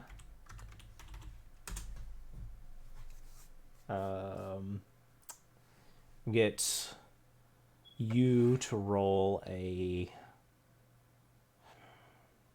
strength, I think. I think it's going to be a contested strength because he's trying to pull away from you and you're trying to Okay. hold him in place. Sure. Hey, Ooh. Nice. All right. Finally. Look at you. So that is both a success for you guys, so it's a tie. I don't remember if ties.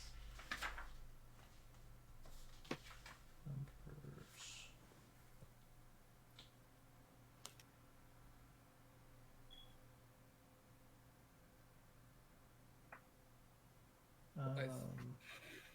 think Holy hell.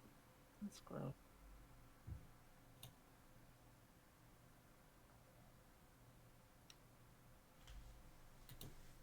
I think the tie would go to him. yeah, that's what I think too. I recall reading something about that. Okay. Let's see. Yeah, he would use his turn. What you got? Yeah, I'm just saying. The tie goes to the defender if they're dodging, but I think Yeah, everything that's- else goes that's to the what I- aggressor. If they are fighting back, the attacker wins. Yeah. Okay. So So he uses his turn and gets his hand on that gun that you knocked away from him. get the gun. Sorry. Meredith. I kind of just I looked to Daisy a second and it's like, right, you know, occult, yeah, Oh yeah. yeah. You do you know anything about spells? I don't know any myself. I mean, I know of them, but unfortunately, Okay, I'm cool. not So trained. you're not gonna be too weirded out if I try something then. Okay, cool. Try away. Nice. Right, seeing this absolute chaos ensue and hearing Grover be like saying about getting the gun, I'd imagine I wouldn't be able to just get the gun at this point. So instead, I kind of say to myself, "Oh, by the gods, please let this work," and I'm gonna cast Dominate on Jesse, Oh my gosh. Nice. and I love to see it. basically, it costs me 1 magic point and 1 sanity point, and basically match caster and target power on the resistance table. With a success, the target obeys the commands of the caster until the next combat round concludes. Nice. Nice. And You're a wizard, Mary. Yes. So Okay, so you I have to need make to a roll- power. He has to make a power. yes, I believe that's the case. Boop. His power is a 55. Holy. Oh So, yes, right when we need it. Ooh. Nice.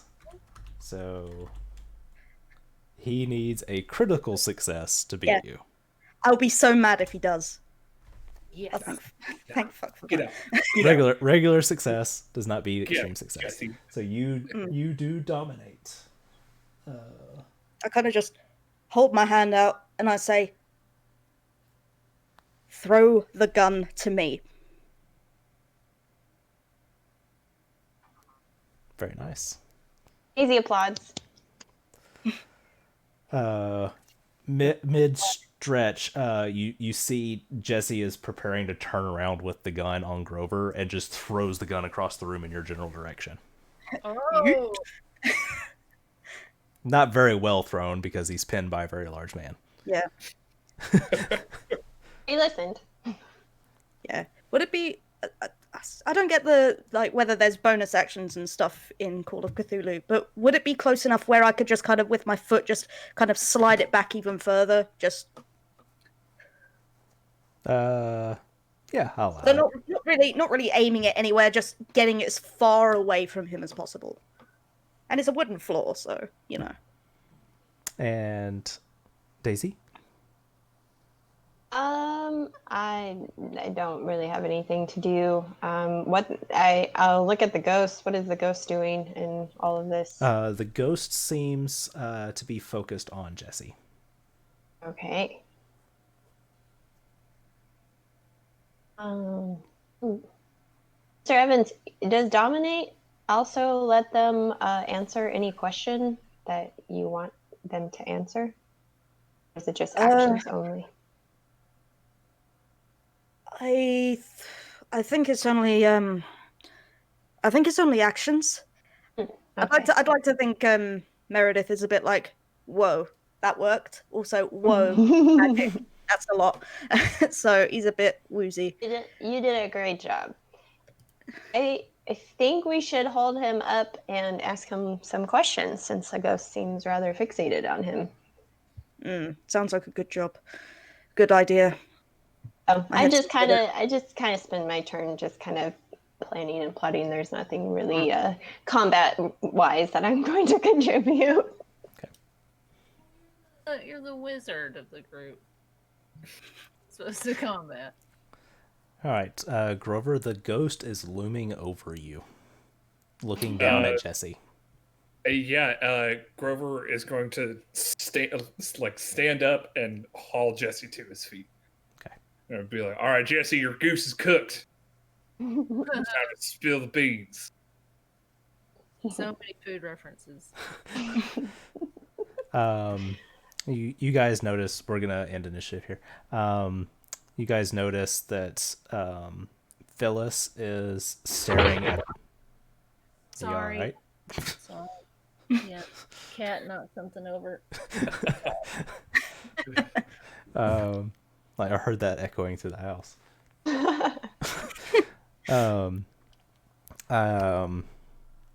Yeah, Phyllis is focusing on the ghost as tears begin welling up again. The ghost seems oblivious to everything in the room and is just staring hard at Jesse. Grover looks at the ghost while still holding Jesse by his jacket. Specifically grabbing on right here. Is he wearing a fancy Yeah, three-piece suit. Tail? Okay, so he's grabbing him right at the lapel and lifting up, so it's holding up his arms too. And he's saying, so he looks at the ghost and he says, "Is this the one that killed you?" There's just a slow nod. And then The Grover's ghost going to looks to the other room where you guys know the other dead body is. Why did James have to die? Did he help cover it up? The ghost just sort of looks at you for a minute and Did nods. Jesse killed James? The ghost does nod to Grover's. Mm. Oh, he nods. The ghost nods to my question. Yes. Okay. All right. So, yeah, Grover's gonna reach into a pocket somewhere and he's gonna pull out some handcuffs, and he is gonna say, he's just gonna arrest. The Miranda rights ain't a thing yet. Doesn't come about until the 50s. Yep. So he's gonna arrest. He's just gonna be like, right. You're under arrest, you bastard. He's gonna put Jesse in cuffs. I'll take another picture. Take another picture. All right. Another power check.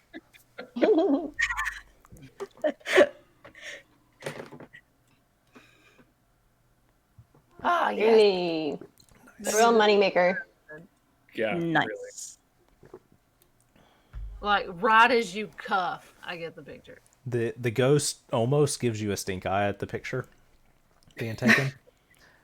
And you guys all notice the ghost sort of takes a moment to look at each of you and glides across the room to Phyllis and holds out a hand and vanishes. Aw, that's so sweet. Aww, Oh, So why did love James them. die?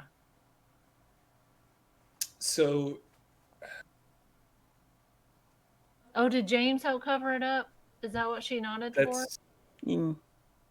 that's what I James died because he was an accomplice in the murder. Okay. I was so close. You were close. I was so close.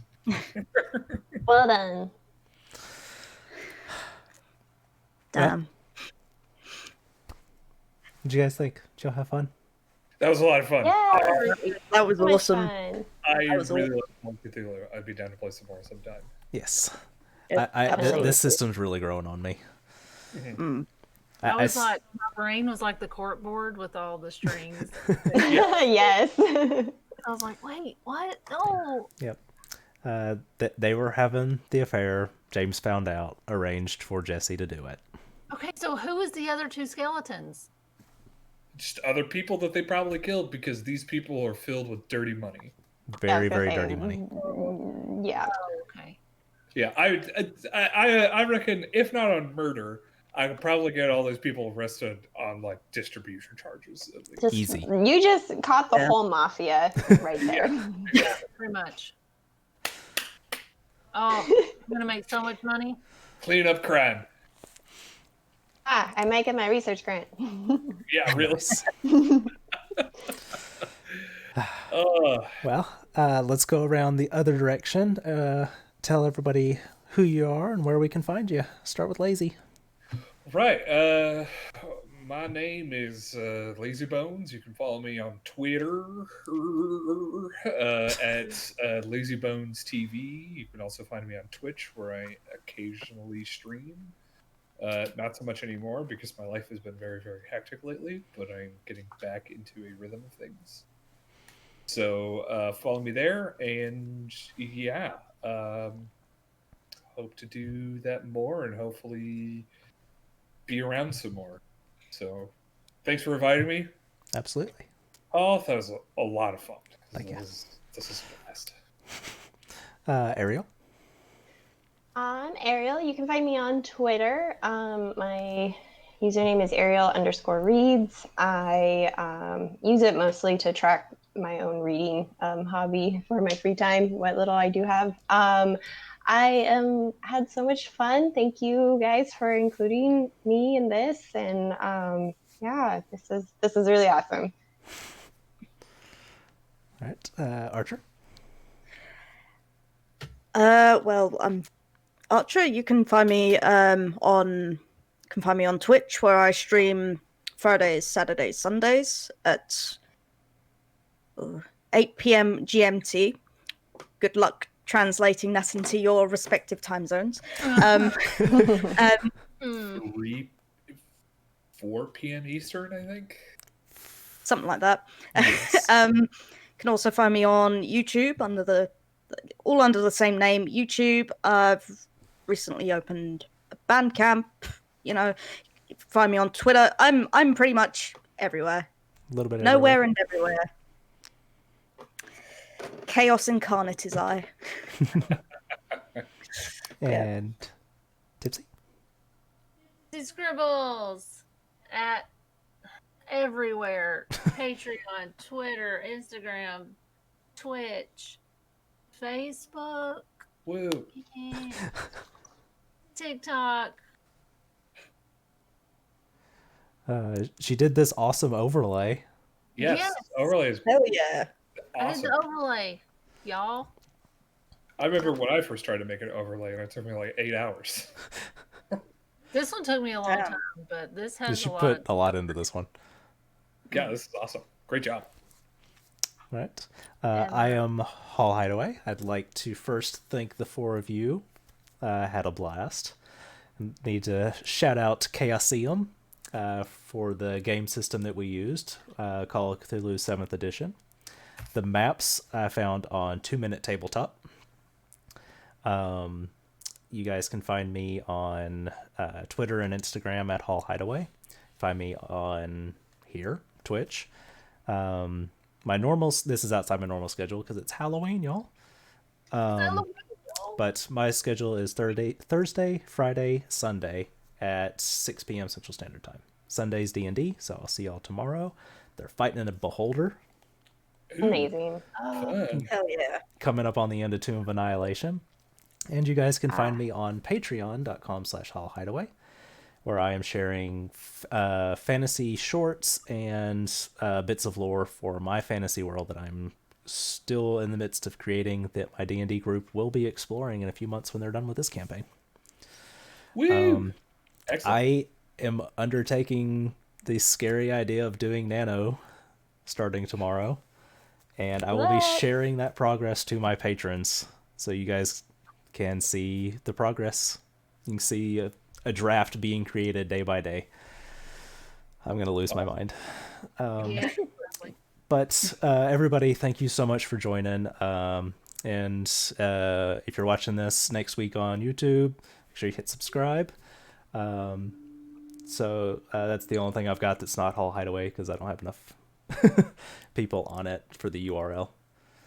Oh yeah. Yeah, everything else I've got is Hall Hideaway. So thank you guys again. Everybody be safe. Y'all have a good night. Let's see if I can find somebody to raid. Bye-bye. Who is even live? I don't even know. I have nobody that's live right now. You and Bob Ross. Bob. Uh, I think we are Nope. still live. Yep, I've got nobody. Okay. Well,